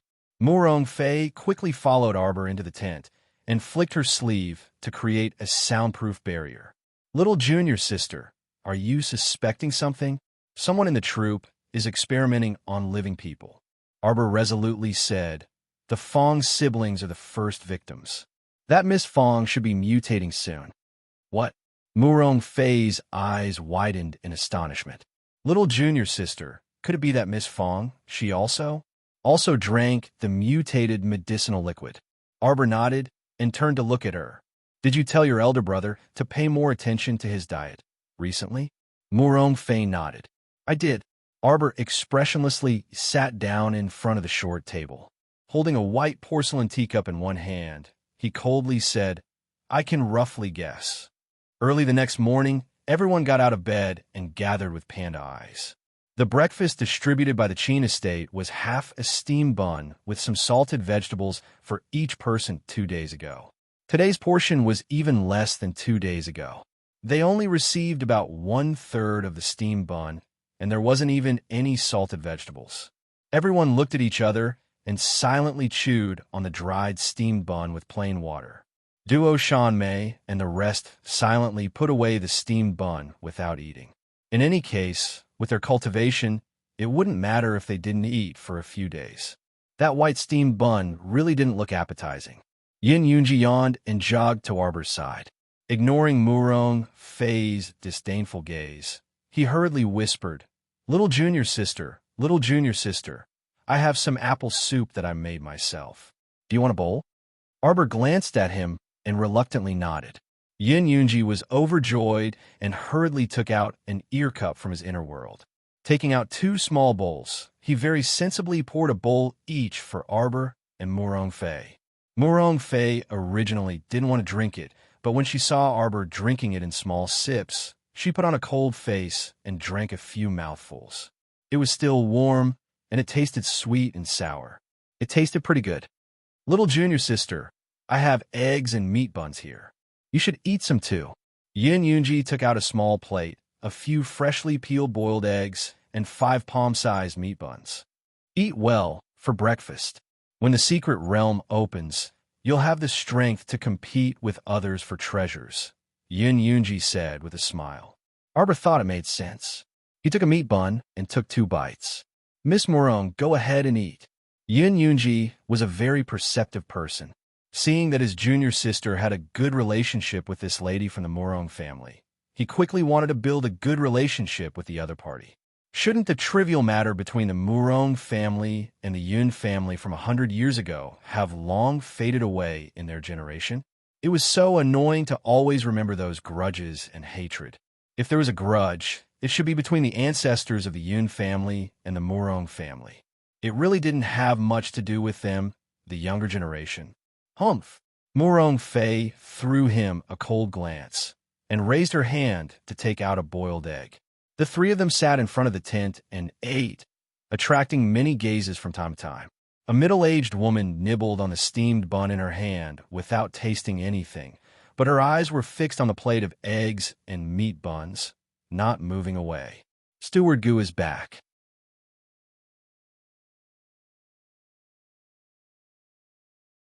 Chapter 4863. Are you all right, Manager Gu? Several fellow workers glanced behind him and inquired quietly, "Where's Miss? Did they really throw Miss into the sea?" In their opinion, this was too cruel. Wasn't throwing a young lady, without any cultivation, directly into the sea the same as helplessly watching her die?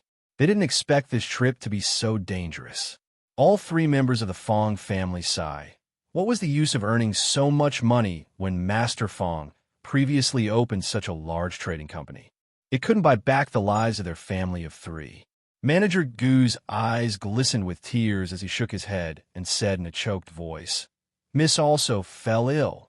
"What?" "Miss almost pounced at me and bit me. If it weren't for the royal guards firmly holding me down, I probably would have been bitten." Eldest sister-in-law Yang and the others' expressions all changed. In the eyes of ordinary people, the greatest characteristic of a zombie mutation was that it would bite people indiscriminately while in a delirious state. As long as one was bitten by a zombie, the zombie poison would mix into another person's body, and that person would also be out of luck. Therefore, zombies weren't actually scary. The scariest thing was that they were contagious.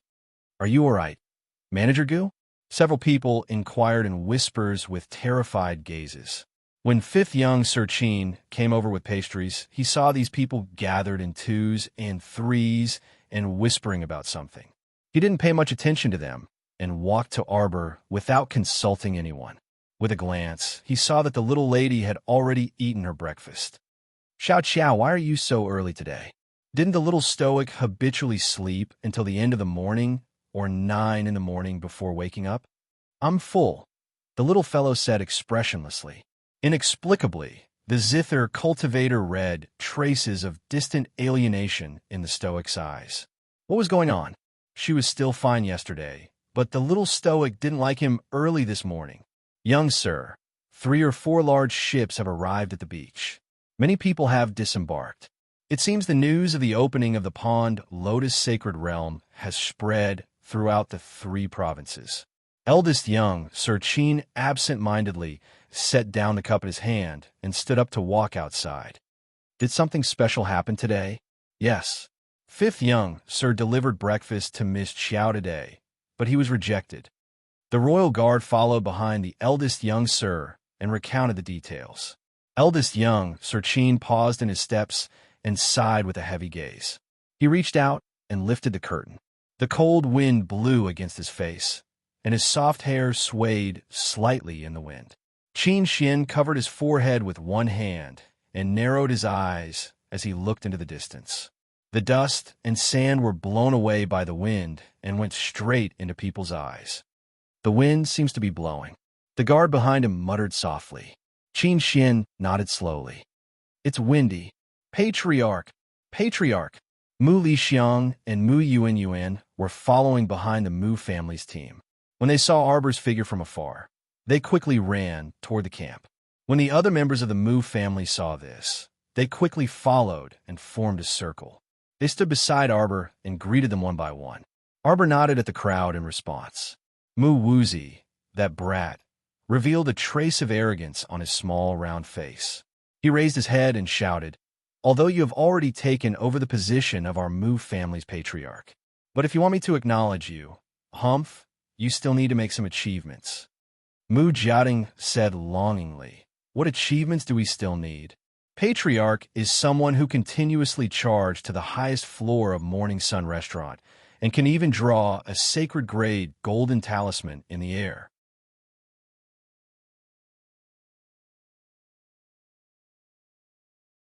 Chapter 4864. Mu Lixiang nodded with a smile. "That's right, young Master Wuzi. Aren't your requirements a bit too high? Could it be that young Master What's has already forgotten the miserable training at home a few days ago? Don't you know who said it? It's this new patriarch." Mu Wuzi grimaced as he grumbled in his heart. Mu Yuan laughed in spite of herself. "Aren't you afraid that the patriarch will punish you by doubling your training program?" "Ah." Mu Wuzi's small round face instantly turned bitter. He hurriedly took 3 steps back and said, Forget it. It's not like I can't admit you." Arbor glanced at them expressionlessly. "Why are you all here?" Mu Lixiang's ability to express herself was very strong. She explained the matter clearly in a few words. It turned out that the Divine Continent had received news that the Lotus Sage Realm in the Pool of Forgetfulness had opened. Many aristocratic families of various sizes had organized many people to come and investigate. Arbor's brows furrowed almost imperceptibly, as if he smelled a conspiracy. She inexplicably thought of the Phoenix Egg on Seacone Planet and the experience in the Phoenix Forest during the Heaven Rankings preliminary round. Tianyun's usual method was to gather the cultivators of various aristocratic families and sects, and then make a move against them. "Don't let your guard down. Be ready to fight at any time," Arbor said to them. He turned to see Duan Tianya of the Duan clan, Do Fengmian, Do Fengqi, and the others of the Do clan. He had met the elite disciples of the aristocratic families before, so he was more or less familiar with them. Arbor glanced at them and then looked away. He said to Mu Lixiang and the others, "Go set up camp first. Be careful at night. This camp isn't peaceful either." Mu Lixiang and the others nodded repeatedly. Arbor saw that they were about to turn and leave, but he still said, "Someone turned into a corpse in the camp yesterday." Everyone's expression changed slightly. "Come to me after setting up camp. I estimate that the entrance to the Lotus Sage Realm will open in the next 2 days. There were soundproof barriers and defensive barriers set up outside. If someone tried to eavesdrop through the barriers, Arbor and the others would immediately notice." At this time, Sir Jojo's tent was filled with more than 20 disciples of the Mu family. Yin Yunji and the 3 Murong siblings were also gathered there. "I wonder what kind of situation this Pond Lotus Sage Realm is," Arbor said indifferently, his fingertips lightly touching the table. "After we enter the secret realm, we will immediately separate from them. Arbor took out a set of teleportation array glyphs. However, I don't know how the teleportation in the secret realm will be like. When the time comes, you must follow me closely. I will activate the teleportation as soon as possible. Everyone, activate your defensive barriers and put on your spiritual or divine armors. You must be careful, because he didn't know what was going on. He didn't know where he would be teleported to. If he ended up in the cave of some ferocious beast, it would be a bloody battle. Of course, based on her past experience, the little crown princess believed that she wouldn't be so unlucky. All right, Mu Li Xiang and the others quickly nodded. They already knew what kind of person this young patriarch was from their previous series of contacts. He was a man of his word, but at least the young patriarch was absolutely reliable. Mu Rongfei's heart suddenly jumped. Jojo, what are you suspecting? Can you tell us? There is definitely something wrong with the Qin family, Arbor said coldly.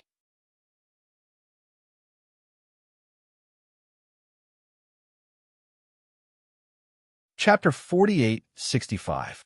Inside the Doe family tent. Younger sister, don't you feel that the atmosphere in this camp is a bit strange? It gives people the feeling that everyone is doing their own thing. The person who spoke had dark skin and a tall and sturdy body. Even though he lowered his voice to speak, his volume was still not soft. Sitting opposite him was a woman who looked to be about 25 or 26 years old. She had delicate features and a pair of fox-like eyes that shone with a shrewd light. Eldest brother, we weren't originally from the same team. We just happened to be on this island waiting for the mystic realm to open. Younger sister, you're right. Eldest brother, you have to work harder this time. Look at these days. The limelight of our main family disciples has all been snatched away by those branch family disciples. Do Xinwu pursed her lips and said indignantly, this time, we must find this 9-colored sacred lotus when we enter the pond lotus sacred realm.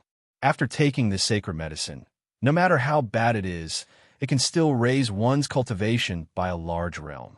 If it can achieve the expected effect of cultivating 100 times faster within a year, that would be even better. That's just a legend. Do Tengqi said woodenly and couldn't help but raise his hand to scratch his head. He didn't have much luck in his life. If he really could find the 9-colored sacred lotus, he would have to worry if it was the final radiance of the setting sun. Eldest brother. Do Xinwu jumped up from the stool and patted her brother's shoulder. How can you be so unambitious? You have to have confidence in yourself. Could it be that we, brother and sister, can't compare to those minor branch family disciples who came up from Seacone Planet? Do Xinwu pursed her lips. Those disciples in the family are all snobs. Seeing Do Fengyin and Do Fenghua's medical skills, they all come up to look at them and call them second young master or eldest young master. I don't want to hear it. Do Tengqi laughed foolishly. But father also said that their aptitudes are indeed the best in the family. So what if they're the best? Didn't they come from a small and shabby starfield like Seacone Planet? If it wasn't for our Do family's nurturing, would they be where they are today? They don't know how to be grateful at all and still want to fight with eldest brother for the family head position. Do Tengqi hurriedly waved his hand. Little sister, father also said that I am not suitable to be the patriarch. Big brother, you're really useless. Do Xinwu angrily slapped the table. If I say you can, then you can. In short, this time in the pond lotus sacred realm, us siblings will definitely make the entire clan look at us in a new light. Kuer, mother still has half a steam bun here. Eat it first. Mother, Kuer isn't hungry. The little boy's eyes stared straight at the half-eaten steamed bun in his mother's hand. He swallowed his saliva, but still shook his head firmly. Silly child, you're still growing. Come eat it. Eldest sister-in-law Yang used her sleeve to wipe the corners of her eyes when her son wasn't paying attention. Her child had followed him all the way to escape. She didn't know how much hardship he had suffered. Every time, he was starving and cold. As a mother, she was useless. Originally, she had heard from the people in the village that the Wangshuan Sea was much more peaceful than the land. There were not as many zombies roaming around. She had thought that once she had gathered enough money, she would take her son to the sea and find a peaceful place to settle down. Who knew man proposes, God disposes. Arbor sat in his own tent and used his demonic pupils to observe more than 10 tents in succession. He didn't find anything out of the ordinary.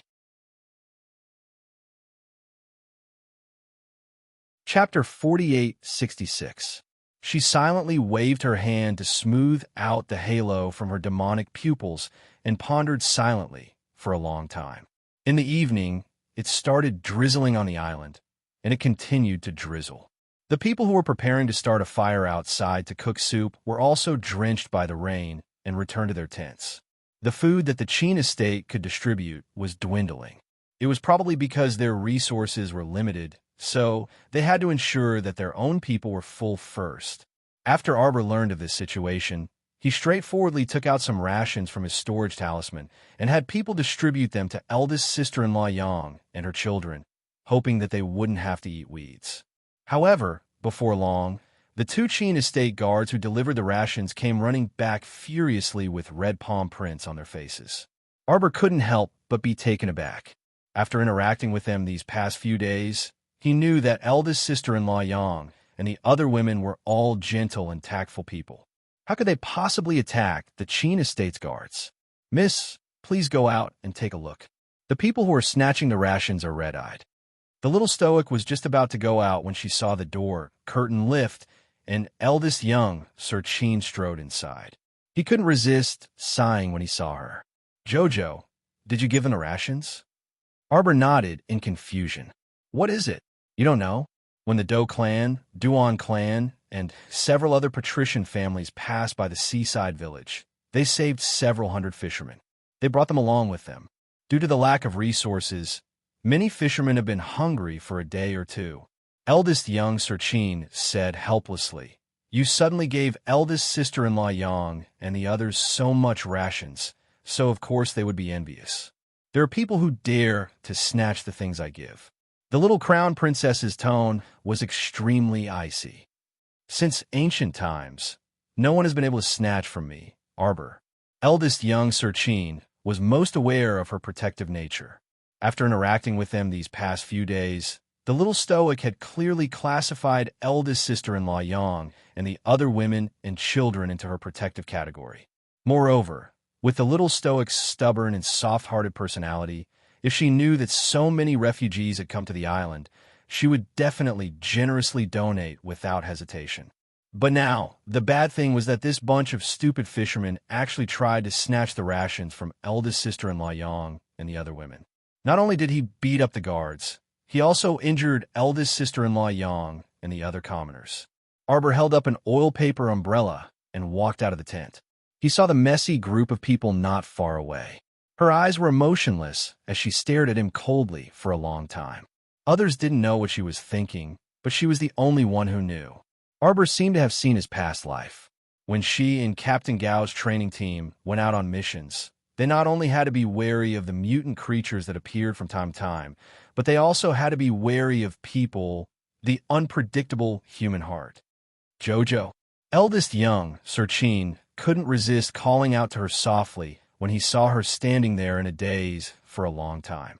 Arbor came back to his senses and said expressionlessly, "Separate these people." When the Chin estate's guards received the eldest young master's instructions, they stepped forward and rudely pulled away the fishermen who were rolling in the mud. Some of the more vicious ones threw a few punches at them and knocked them to the ground. It wasn't like they couldn't beat these aggressive fishermen. It was just that they couldn't make a move without the young master's orders. The Chin estate's guards brought the chaotic scene under control within a few minutes. They shoved the fishermen who were the most aggressive in snatching the rations forward and shouted, "Behave yourselves." One of the fishermen with an extremely sturdy body bellowed, "What are you doing?"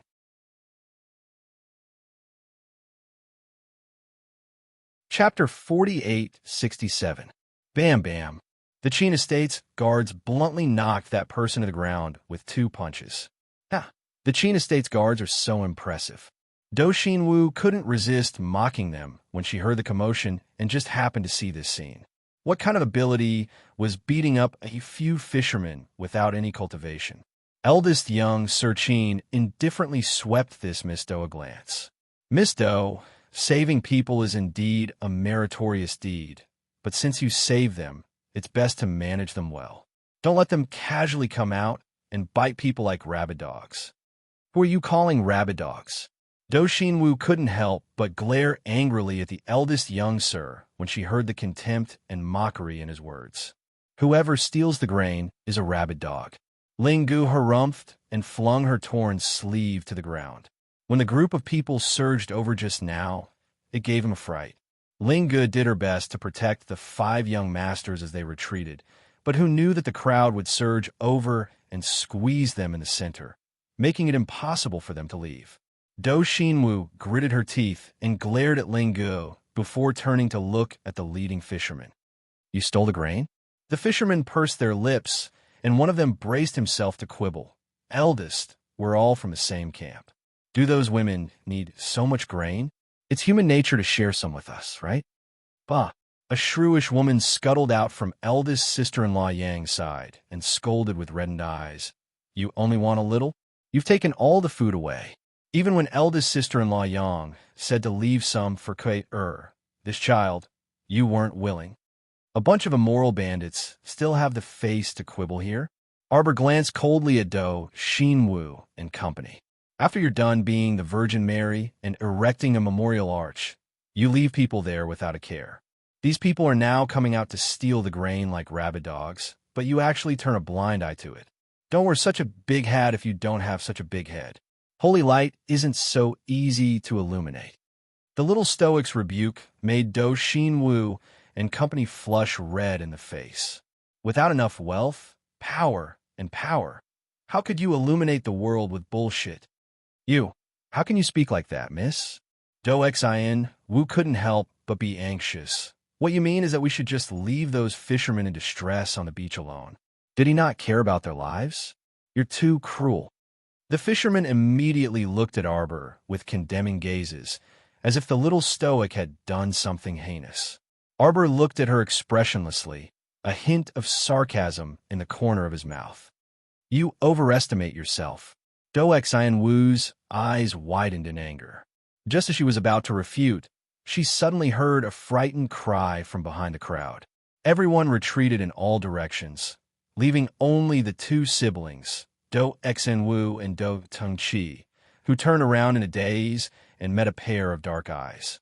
That person was originally squatting on top of a person, biting that person's arm with all his might. At this moment, he looked towards them with a trace of dark red blood hanging from the corner of his mouth. Do Xinwu immediately let out an earth-shattering scream as she quickly hid behind her brother. That zombie's movements were extremely swift and ferocious, and it pounced in front of Do Tengqi. Do Tengqi almost collapsed on his butt. He was so frightened that he hastily kicked his legs and retreated several steps. That zombie's movements were extremely fast. With a strange wah, it suddenly jumped like a frog and opened its ghastly fangs to bite Do Tengqi's arm. Do Tengqi threw a punch in his panic. Chapter 4868. The fist wind landed on the zombie's head with a bang, but it only caused the zombie to slowly shake its head. There was nothing unusual about it. At this moment, someone in the crowd cried out involuntarily. Isn't this Manager Gu? Manager Gu has also mutated. Gu Dazhong was squatting on the ground, his eyes bloodshot as he stared coldly at Do Tengqi. Do Tengqi was about to pee his pants from his stare. He cursed in his heart. You old fart. Can't you find someone else to stare at? Gu Dazhong roared and abruptly jumped up. Everyone instantly discovered that Manager Gu's jumping ability was too good. With just a light jump, he was already more than a dozen meters in the air. When he swooped down to pounce on Do Tengqi, his head was suddenly pierced by a black gold arrow, and he fell heavily to the ground. This Manager Gu's head was pierced by a jet black arrowhead, and his limbs were still swinging nonstop on the ground.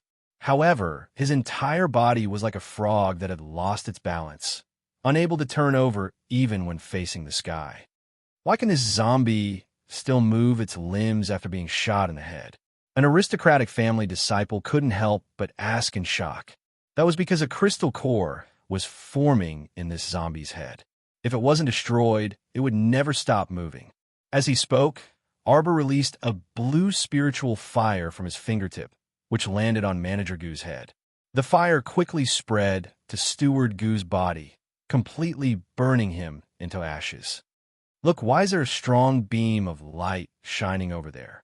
Just as one person finished speaking, another aristocratic family disciple couldn't help but exclaim, "It's the mystic realm. The mystic realm is open." What? The Lotus Pond's sacred realm is open. That beam of light.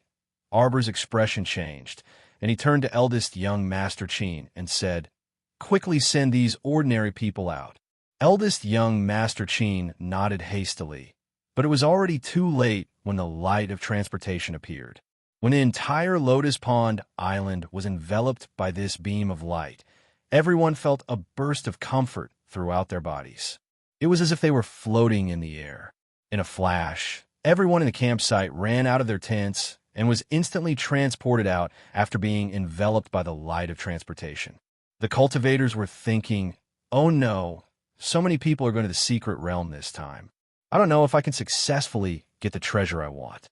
Sister-in-law Yang and the fishermen were praying in the depths of their hearts, praying that the heavens would hear their voices and send them out of this place.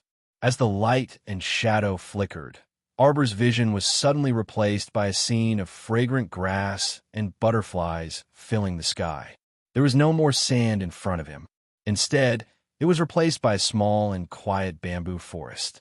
The three siblings, Murong Fei and Murong Yin, as well as more than 20 people from the Mu family, were all teleported here. Soon after, the young masters of the Qin estate, the Duan clan, the Dou clan, and the other aristocratic clans were also teleported to this bamboo forest. Everyone looked at each other. Arbor's reaction speed was absolutely swift as he directly took out a set of teleportation talismans. As eldest young Master Qin called out, "Jojo," in astonishment bringing Murong Yin Yunji, and the group of people from the Mu family, they teleported away with a so sound. The five young masters widened their eyes in sadness. "Is Jojo looking down on us?"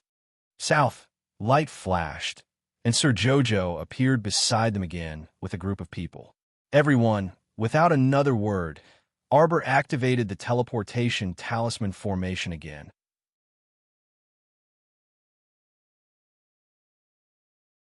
Chapter 4869. Whoosh!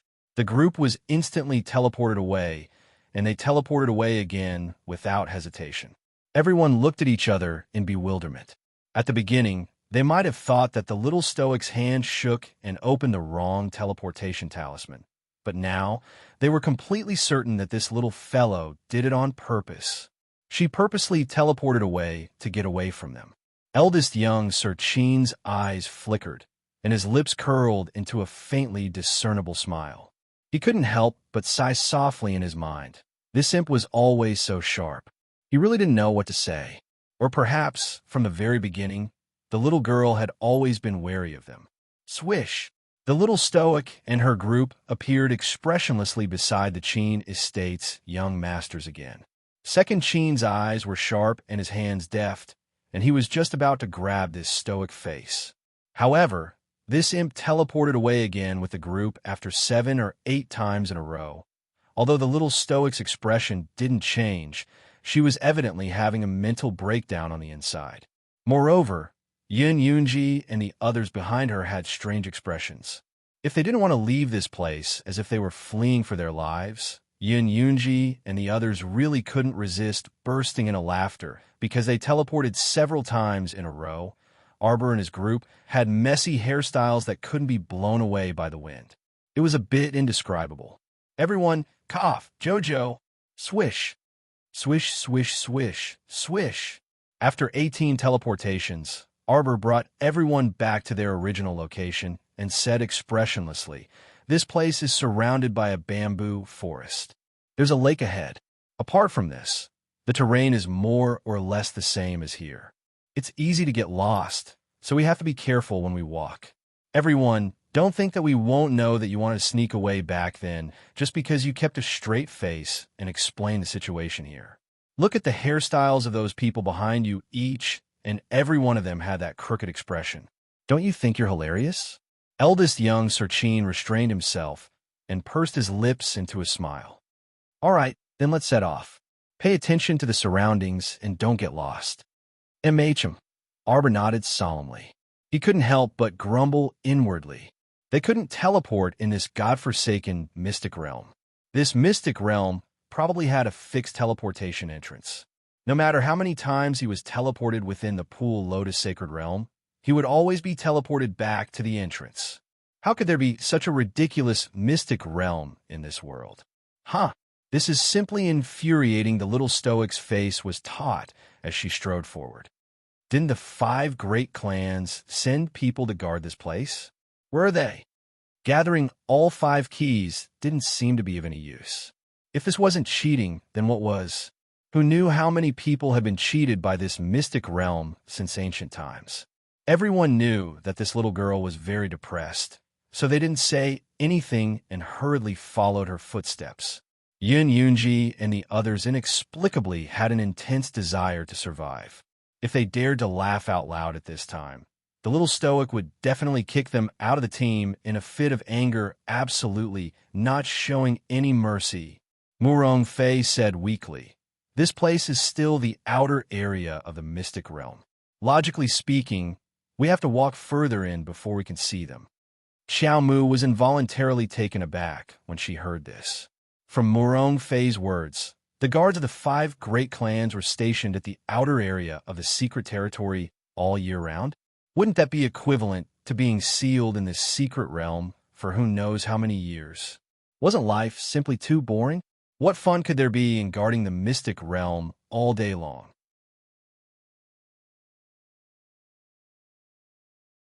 Chapter 4870. Murong Fei saw her strange expression and knew that she had misunderstood. She hurriedly said, "Little junior sister, this mystic realm opens about once every 3 years. Every time it opens, the passageway will open. We basically rotate the guardians every 2 years." That was about 5 to 6 years. At that time, the guardians would change. Arbor made an O sound, showing a "I'm not interested in the arrangements of the 5 great aristocratic families" look. Murong Fei coughed lightly and said, "There won't be any problems in the outer area. Speaking of which, only by entering the sacred door opened by the gilded copper key can we be considered to have truly entered the interior of the mystic realm." Arbor! Exclamation point. Then why didn't you say so earlier, causing her to anxiously reveal her plan and let eldest Qin and the rest know that she wanted to escape? Damn! Eldest young master said with a smile. Usually in those ancient natural mystic realms, there are transportation restrictions and many other restrictions as well. It's not as loose as in Senior's inheritance mystic realm. Arbor's little face was cold as he glanced sideways at eldest young master. Without a word, he turned and left. Oomph.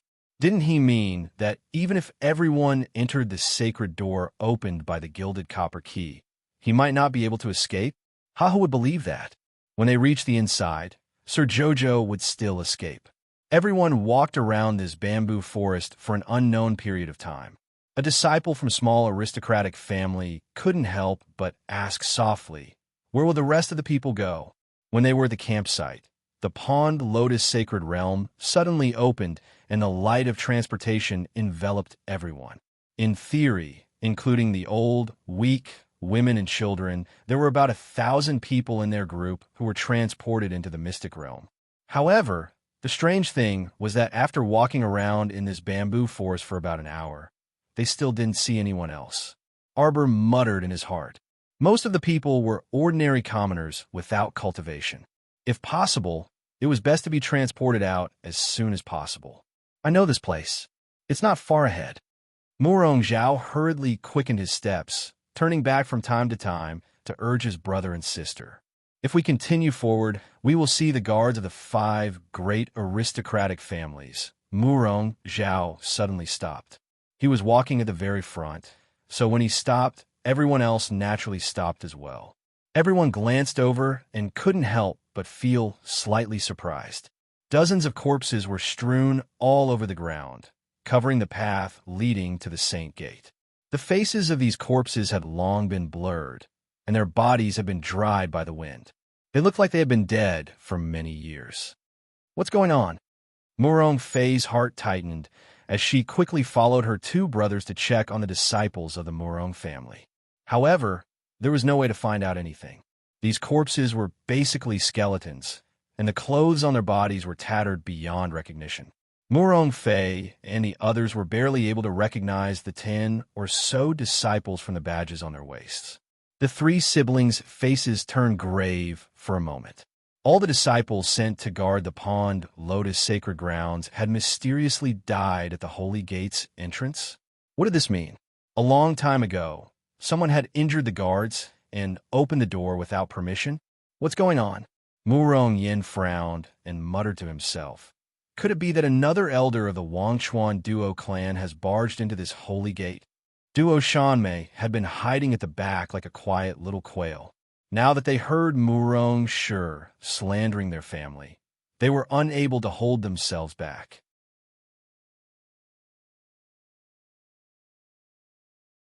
Chapter 48-71. Duo Shanmei jumped up and shouted, "Young Master Murong, don't accuse people unjustly, okay?" Seeing Murong Yin looking over, Duo Shanmei couldn't help but feel a sense of guilt. Yes. A year ago, there was an elder of my clan who was hot-headed and foolish enough to barge into the depths of the pond lotus sacred land. But didn't he already realize his mistake? Moreover, he was punished by the sacred realm and never came out again, right? Yeah. Murong Fei couldn't resist snickering. You think he didn't want to come out? He just didn't have the ability to continue coming out to cause trouble. Murong Yin also nodded and said, "It was precisely because of him that the path behind the Pool Lotus Sacred Realm's sacred gate was sealed at that time. Even at this time, it might not have been unsealed. It was unsealed." Young Master Omega Kitoku coldly interjected and lightly pushed out his left palm. As the energy ripples soundlessly spread out in the air, two thick scarlet gilded copper doors opened in response. Endless white fog emerged from inside and swept towards everyone outside the door. "Jojo, it looks like the 5 gilded copper keys I gave you before are useless now," eldest young Master Qin whispered with a chuckle. This sacred gate could be opened with a push, so what kind of keys were needed? It was a waste of all the effort he put in earlier. Arbor took out 5 gilded copper keys from his pocket and looked at them pensively before suddenly throwing them out. The 5 gold-plated copper keys formed a circle before abruptly coming together to form a copper key in midair, which then landed in Xiao Mu's hand. The little stoic put the copper key into her pocket with a cold expression and didn't say anything. When everyone saw that she didn't say anything, they felt like their hearts were scratching their lungs and wanted to ask. Arbor led the group of Mu family members through the pile of corpses first, revealing a grave expression.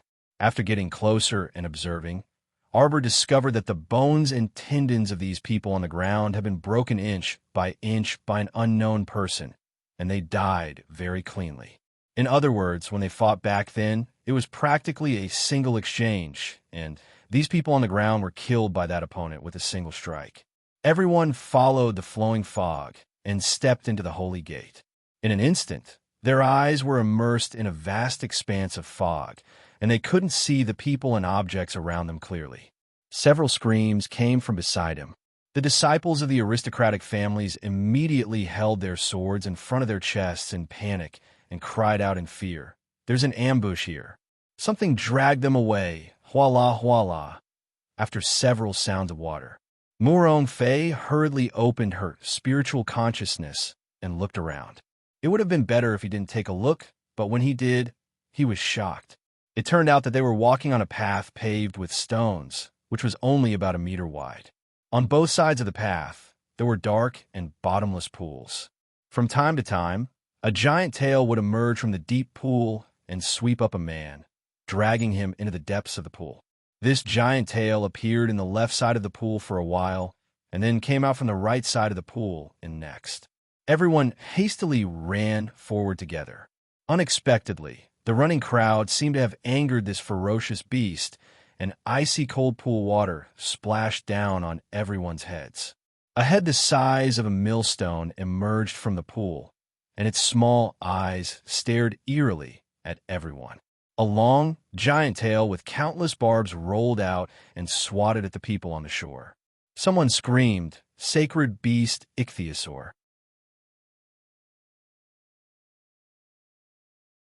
Chapter 4872. Someone immediately cried out in alarm. The sacred beast dragonfish. It's the sacred beast, the sacred beast. As if responding to everyone's panic, the giant long tail that rose from the deep pool smashed towards the stone path in the middle with a series of splashes. Boom! The huge tremors seemed to have smashed into everyone's hearts, causing them to jump heavily. Most of the cultivators looked back and forth in panic, and a trace of fear surfaced in their eyes. Not good. The sacred beast wants to smash this path. If everyone fell into the deep pool, then they would absolutely become a delicious meal for the sacred beast. While everyone was shouting like headless flies, the little stoic had already dashed forward, leading Yun Yunji, Murong Yin, and the Mu family members in a mad dash forward. Shout, shout, shout. If shouting blindly was useful, then the sacred beast wouldn't chase after them. The stone path they were on now was the only path that led forward. What the hell were they shouting for instead of running there? When the others saw the little stoic's group dashing forward quickly, they immediately understood. If they didn't run now, when would they? If one were to look down from the sky, they would be able to see that between the two dark pools, there was a narrow stone path that led straight to the front. Over 100 cultivators hurriedly dashed forward as if they were running for their lives. Someone ran in a hurry, and his figure flitted across the sky. However, in less than a second, his feet were pulled down to the ground, and he still stepped heavily onto the stone path. Flight was prohibited. This thought flashed through everyone's minds, and their hearts abruptly sank. One person tried again with a fluke mentality, but when his feet were only half a foot off the ground, he was slapped to the ground by a heavy force. He abruptly fell forward and rolled several times before crashing into a female cultivator. The two of them screamed and rolled into a ball. Just as they were about to fall into the deep pool together, a leg suddenly stretched out from the side and kicked them hard. This helped them stabilize their bodies. This dear friend broke out in a cold sweat. When he looked up, he saw Duo Shanmei looking at him with her arms crossed. Don't be so reckless. Not only did this dear friend almost kill her just now, he also dragged down the female cultivator next to her in passing. Sorry. That person repeatedly apologized and hurriedly helped up the female cultivator who was rolling on the ground. As he spoke, a muffled sound came from the cobblestone road under their feet. It was unknown when the dragonfish's tail had curled up on the road. A small Xiozhi running at the very back was blocked by the ichthyosaur's enormous tail. He immediately found it difficult to move forward, and his face instantly turned pale. Save me. That guy's face was pale, his legs were trembling, and he couldn't help but tremble. The clansmen of the Duo clan looked back with sympathy in their eyes. Life is so fragile. In the blink of an eye, the ichthyosaur's tail, which was hundreds of feet long, suddenly swept towards the cultivator. Everyone hurriedly looked back and saw the barbs on the dragonfish's tail had pierced into the Xiozhi's body. In merely a few seconds, the cultivator was shredded into pieces. Not even a scrap of bone was left. All of them took a deep breath, and they didn't dare turn around and get distracted as they dashed forward madly along with the crowd. Then, he heard a series of cracking sounds coming from behind him. A wave of panic spread through everyone's hearts, and they hurriedly increased their speed. In a race of speed like this, no one would joke around with their own life.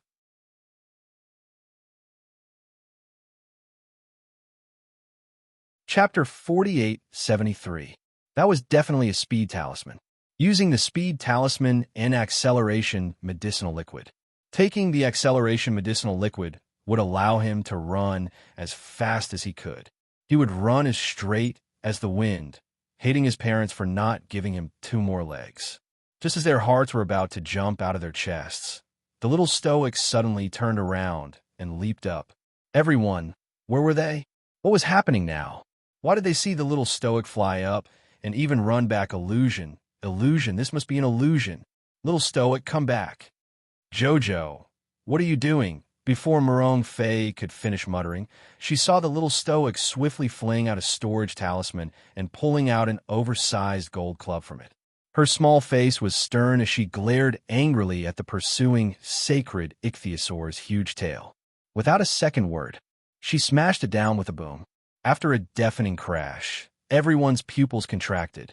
They clearly saw several barbs on the ichthyosaur's tail break from the little stoic's smash. However, it only broke a few barbs and didn't cause any substantial damage to its tail.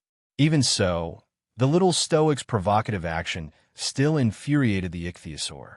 After a furious roar, this ichthyosaur bore out from the depths of the pond with its catfish head.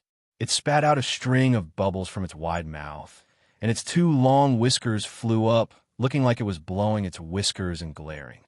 Arrogant human. Mommy, it spoke. A cultivator's mind went blank, and she suddenly screamed. Everyone turned to look at her, and they all looked like they had been struck by lightning. Please, it was a sacred beast, okay? Let alone speaking, it wasn't impossible for it to even transform into a human form. This was probably the first time this female cultivator saw a sacred beast, so she blurted out this sentence in a moment of nervousness. She blushed a bit when she thought about it, and hastily smiled sheepishly. I forgot. Being able to remain calm with such a large fish-head sacred beast looming in front of everyone was enough to prove that she was used to grand spectacles. After Arbor smashed down several times with his club, he looked back at the stupefied crowd and couldn't resist roaring. Are you stupid? Why didn't you continue running? You all want to keep them as desserts? That female cultivator was an extremely emotional person, and her eyes turned red on the spot. Miss Chow is really a good person. We must not let her sacrifice down. Let's go. Jojo Sama, who had somehow been given the good guy card, looked back with a puzzled expression. A group of people who are in the way. Hurry up and go away. If he stayed behind her, she wouldn't be able to fight freely. The little stoic rubbed her stomach and muttered in her heart. Child, watch mother take care of this big-headed catfish that scared you. I'll pluck out its whiskers and have your father make the god-binding silk. The god-binding silk made from a sacred beast beard was definitely better than the spirit-binding rope. It shouldn't be bad to use it as a toy for a doll. A ruthless glint flashed across Xiao Mu's eyes. Consider yourself unlucky to have met this Lord Xiao. You've been lurking in this place for who knows how many people you've eaten. Now that you've been killed by me, it's an eye for an eye. Humans kill beasts, and beasts eat humans. The law of the jungle has never changed since time immemorial. Arbor waved his hand, and over 100 blue talismans flew out, forming a binding talisman matrix that trapped the fish dragon inside. The second young master and the others flew forward, their expressions a bit dazed. Jojo, what are you doing? Shouldn't he stay away from this sacred beast under normal circumstances?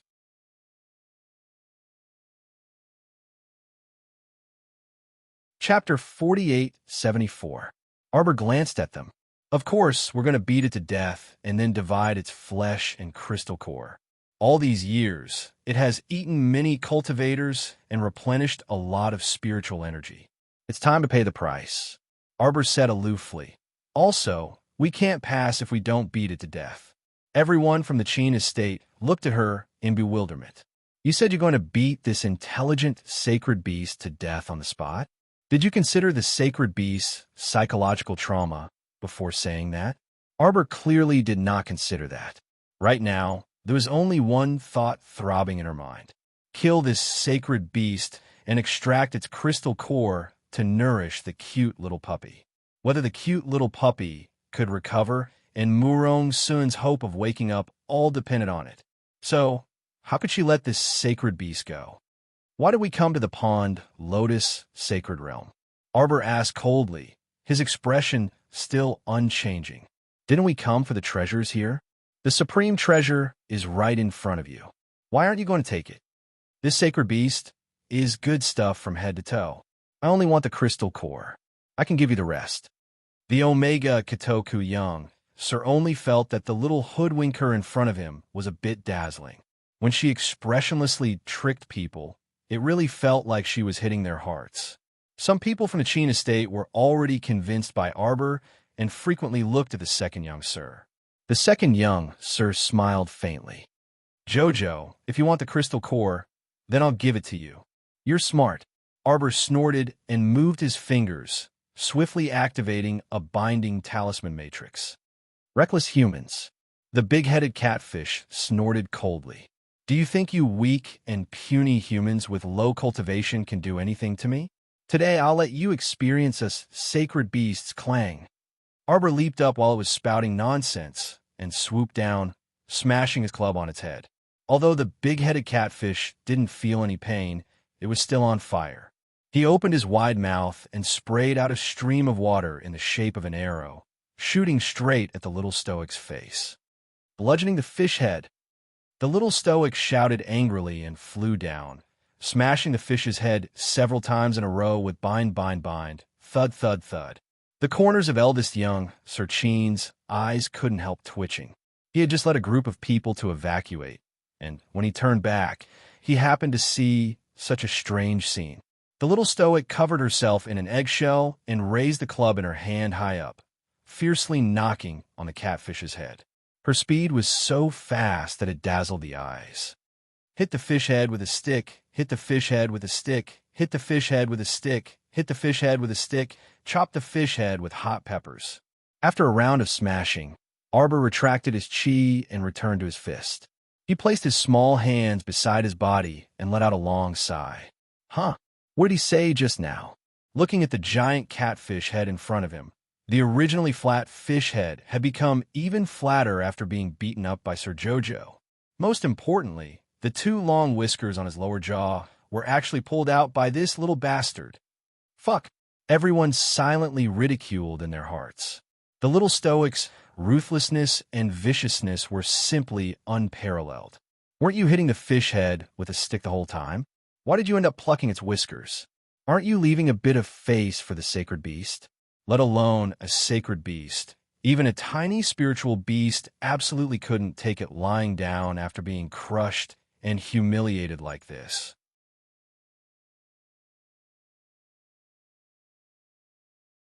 Chapter 4875.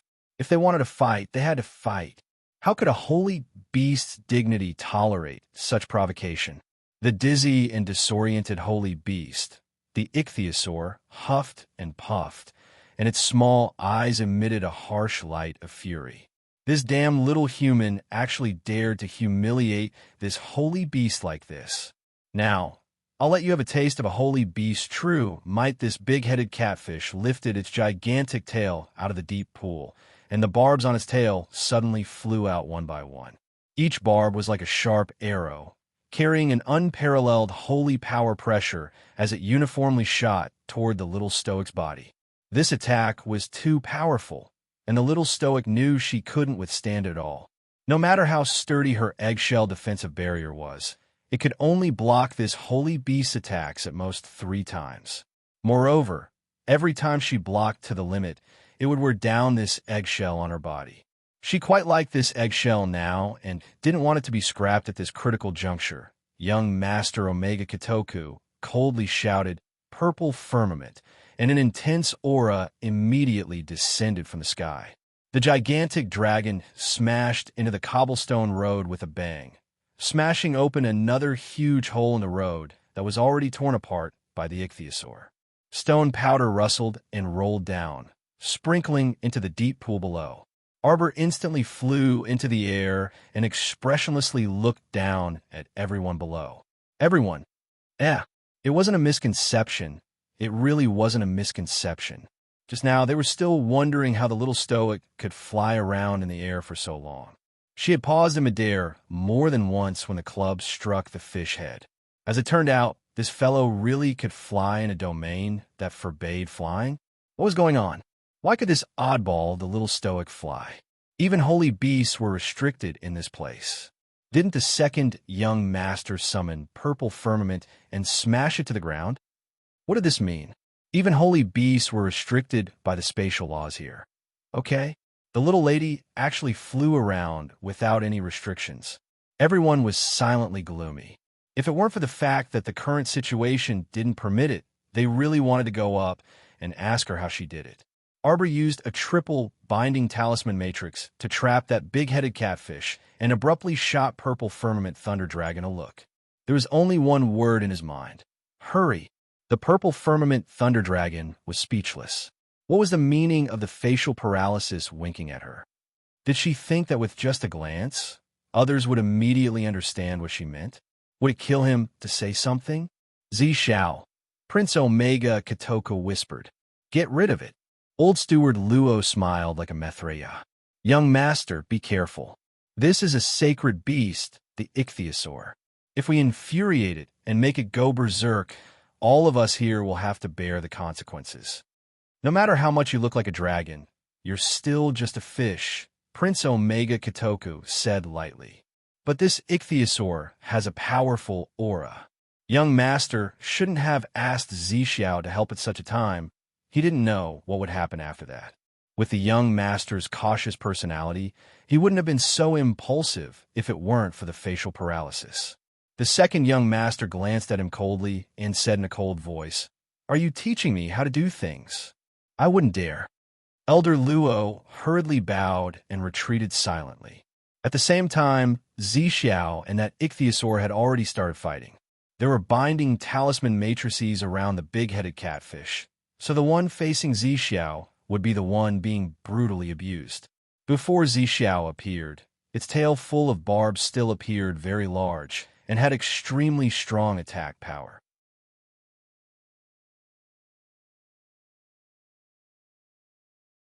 Chapter 4876. But now, compared to a true dragon sacred beast like Zishao, the ichthyosaur seemed a bit lacking. The two sacred beasts fought above the deep pool. The ichthyosaur spat out a mist of water and was struck by Zishao's lightning, creating a streak of lightning in the air. Everyone only saw a streak of lightning flash before their eyes, and they abruptly fell into the deep pool, unable to create a splash. Everyone subconsciously took a step back. The ichthyosaur crashed heavily onto the stone path, its tail leaving a bloody mark. This sacred beast that suddenly appeared in front of it was actually stronger than it. This made it angry, but at the same time, it also felt a little scared. It had occupied this mountain as its king for who knew how many years. The cultivators it had eaten were almost innumerable. When had it ever suffered such a loss at the hands of others? Besides, the ichthyosaur's wide mouth opened and closed as it said angrily, You and I are of the same kind, so why are you helping a mere human deal with me? If you and I join hands, don't listen to it. Arbor coldly interrupted the ichthyosaur. This cowardly coward can't beat you.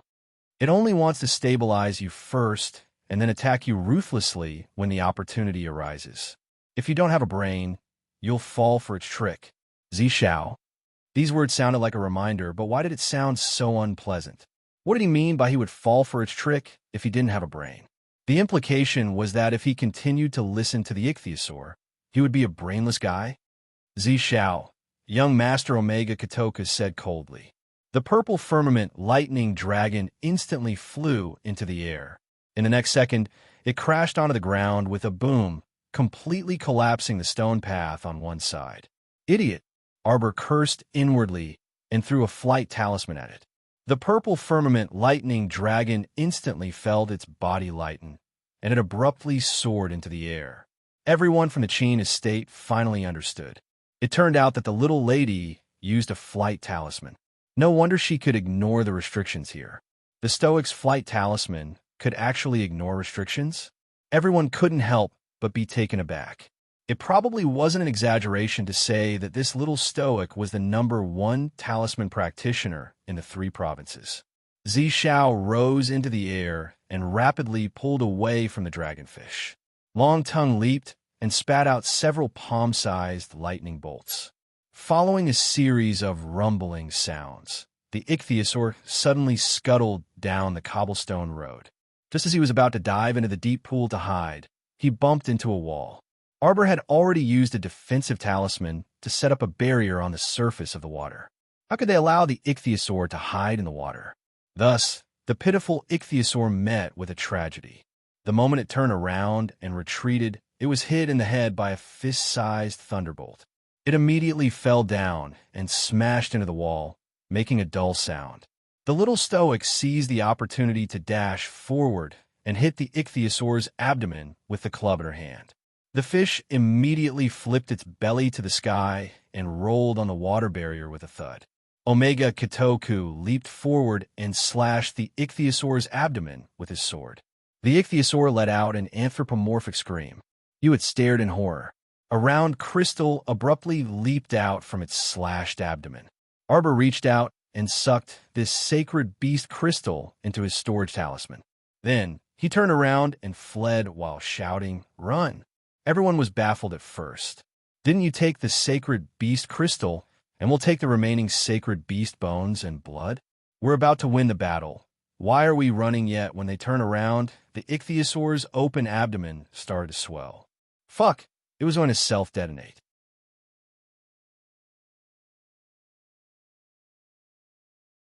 Chapter 4877.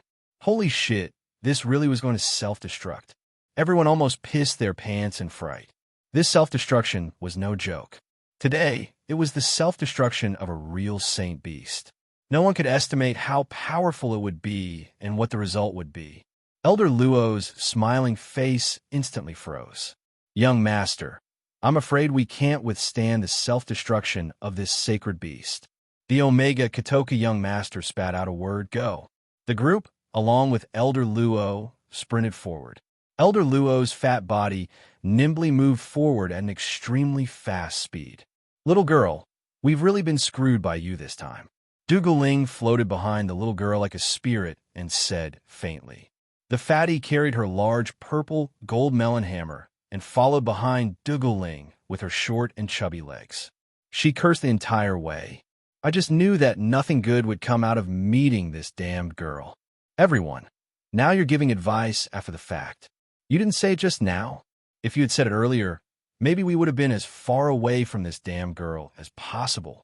On the other side, Arbor used a flying glyph. Her speed was very fast as she rushed at the very front. Everyone looked at her back and felt their balls hurt. This damn girl didn't waste any energy. Other than using a flying glyph, she also used a speed glyph. In this way, her speed was even faster than the two young masters of the Qin estate. She really was damned. The few Xiozha who were running at the very back looked back in terror. They only saw a ferocious wave of air surging over and chasing after them. Their hearts almost jumped out of their chests in fear. The self-destruction of a sacred beast was extremely powerful. That wave of air viciously chased after them from behind. It was like a ferocious beast that had taken human form and was baring its fangs and brandishing its claws. Arbor couldn't help but look back. She saw that under the amiable gray fog, the wave of air had devoured the cobblestone path behind them. Wherever the gray fog swept, the cobblestone path collapsed. Countless stone fragments rustled as they rolled into the deep pool.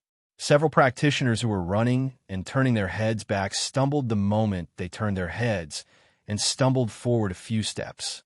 Seeing that the Graichi wave was about to catch up with them, their faces turned ashen. They all cried out in their hearts, "This is bad." In the blink of an eye, Arbor flicked his finger and a few streaks of light flashed into their bodies. As soon as the talisman power entered their bodies, the practitioners immediately felt their bodies become lighter. With a slight push, they flew a few meters away.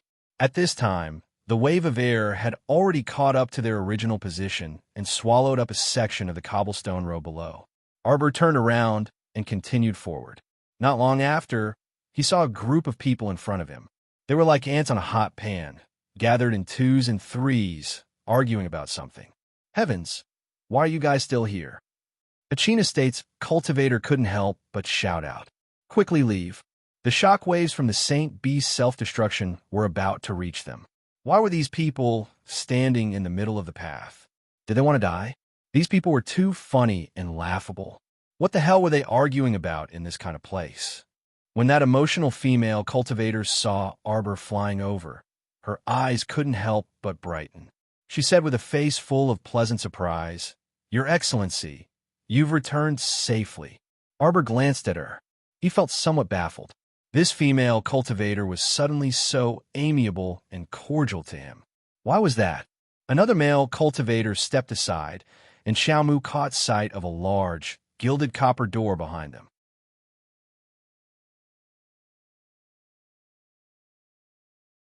Chapter 4878. Why is there a door here? Everyone looked up at the large bronze door in bewilderment. They saw that this large bronze door went straight up, connecting to the depths of the dome, as though it was one with the cave walls. Therefore, it was impossible to take a shortcut to cross it unless they opened this folding bronze door. Jojo. Murong Fei squeezed through the crowd to stand in front of her. "We tried many methods, but we couldn't open this folding bronze door. Everyone, use Fire Spirit Burn and concentrate your divine power to blast it, but it's useless." Therefore, it was useless for them to squeeze here. They still couldn't pass through. Lady Jojo was expressionless. "Then you, all right, how are things on your side? That sacred beast didn't make things difficult for everyone?" Murong Fei continued to speak, but she stopped abruptly in the middle of her sentence, because she had already seen that the male cultivators flying at the back were being chased by a gray wave of air that stuck to them like a shadow. That wave of air transformed into all kinds of forms, including tigers, wolves, lions, leopards, and so on. When it reached here, the wave of air transformed into a huge bird with enormous wings. It flapped its 100-feet-long wings and roared as it surged toward them. "Hurry up and think a way to open this red bronze door." Eldest young Master Qin roared at the people behind him. Then he raised his hands and pushed out a surge of sacred power. At the same time, Dougal Ling, Fatty, Fei Zhuang, and the others hurriedly followed, helping eldest young Master Qin set up a large-scale defense to block the huge gray bird that was charging toward them. Boom! Under the impact, the road outside the barrier shattered bit by bit. Now they had no way out. After the destruction along the way, that stone path had long been destroyed. They had no other choice but to continue forward. "Hurry up!" Eldest young Master Qin's handsome face darkened, revealing traces of anxiety on his face. Lady Jojo's pretty little face was tense. "Actually, you guys, hurry, attack it together." Eldest young Master Omega Katoku led a group of people forward and gathered their strength to blast at the red bronze door. Jojo looked at them speechlessly. I think that actually everyone put in more effort. Focus fire, focus fire. A bald, middle-aged man raised his arm and roared. Once, twice, countless times. Everyone was so busy that their heads were drenched in cold sweat, and their hands were slightly trembling. Seeing that first young master and the others could not hold on for much longer, the situation was extremely dangerous. The bald uncle squatted on the ground, exhausted. He pounded the ground twice and covered his bald head with a sad face. He wailed, "Are we all going to die here this time?" Actually, Jojo couldn't help but roll his eyes. Heavens, I'm still young and beautiful. I really don't want to die in such a dark cellar. Arbor watched them cry out in sorrow for a long time. One by one, they rushed forward and bombarded the pitiful red bronze door with all their might. There were a few young cultivators whose eyes were red and bulging. It was obvious that they had used too much strength and their hands were trembling. The little stoic couldn't bear these people's idiocy any longer. The little girl roared angrily, "Are you all crazy? This group of people, they are all idiots. Can't they let Lady Xiao finish her words?" Everyone turned to look at her, stupefied.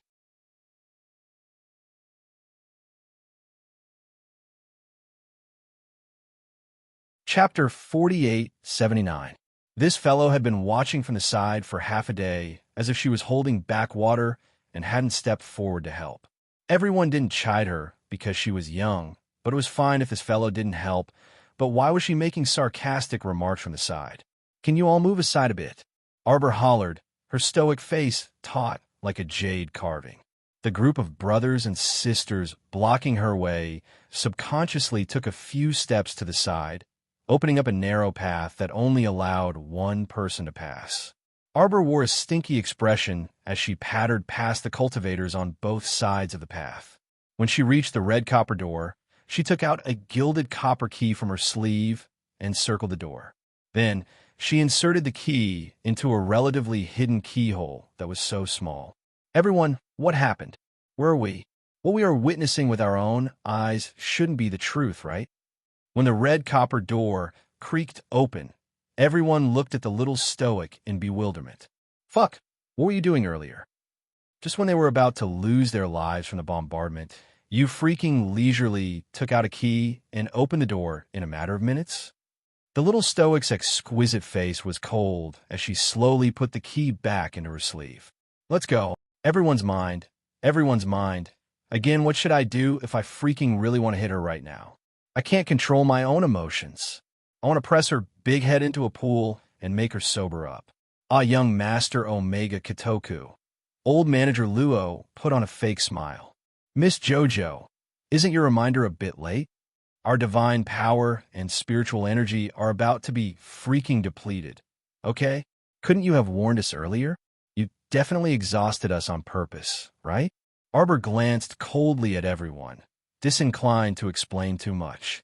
On the other hand, Morong Fei hastily said, all right, don't say any more nonsense. Let's go quickly. Don't blame Jojo. We also have our own problems, okay? Jojo opened her mouth several times to warn us, but we kept interrupting her every time she opened her mouth. That's right. The emotional female cultivator hurriedly nodded. I saw that Sir Joe wanted to speak several times, but after we interrupted him, he could only helplessly roll his eyes. Everyone was speechless. Arbor, I don't want to talk to anyone right now. Xiao Mu's small face was taut as she strode through the red copper door and shouted, hurry. Everyone was like a clockwork, hurriedly taking 3 steps in 2 and rushed into the door together. Young Master, come in quickly. Old Steward Luo stood at the entrance of the red bronze door.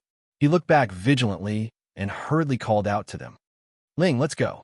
Eldest young master and Ling looked at each other and nodded.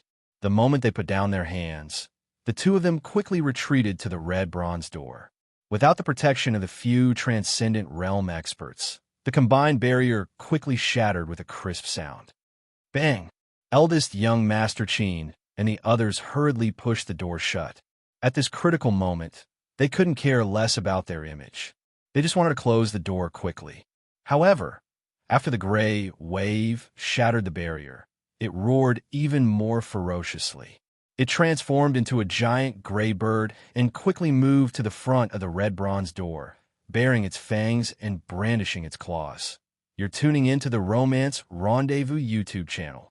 We're so grateful for your support, and don't forget to subscribe to join us on this incredible journey through captivating stories. Your generosity through donations truly makes a world of difference, as it's the primary source of revenue that allows me to expand and enhance this channel for you. Thank you from the bottom of my heart for being a part of this adventure.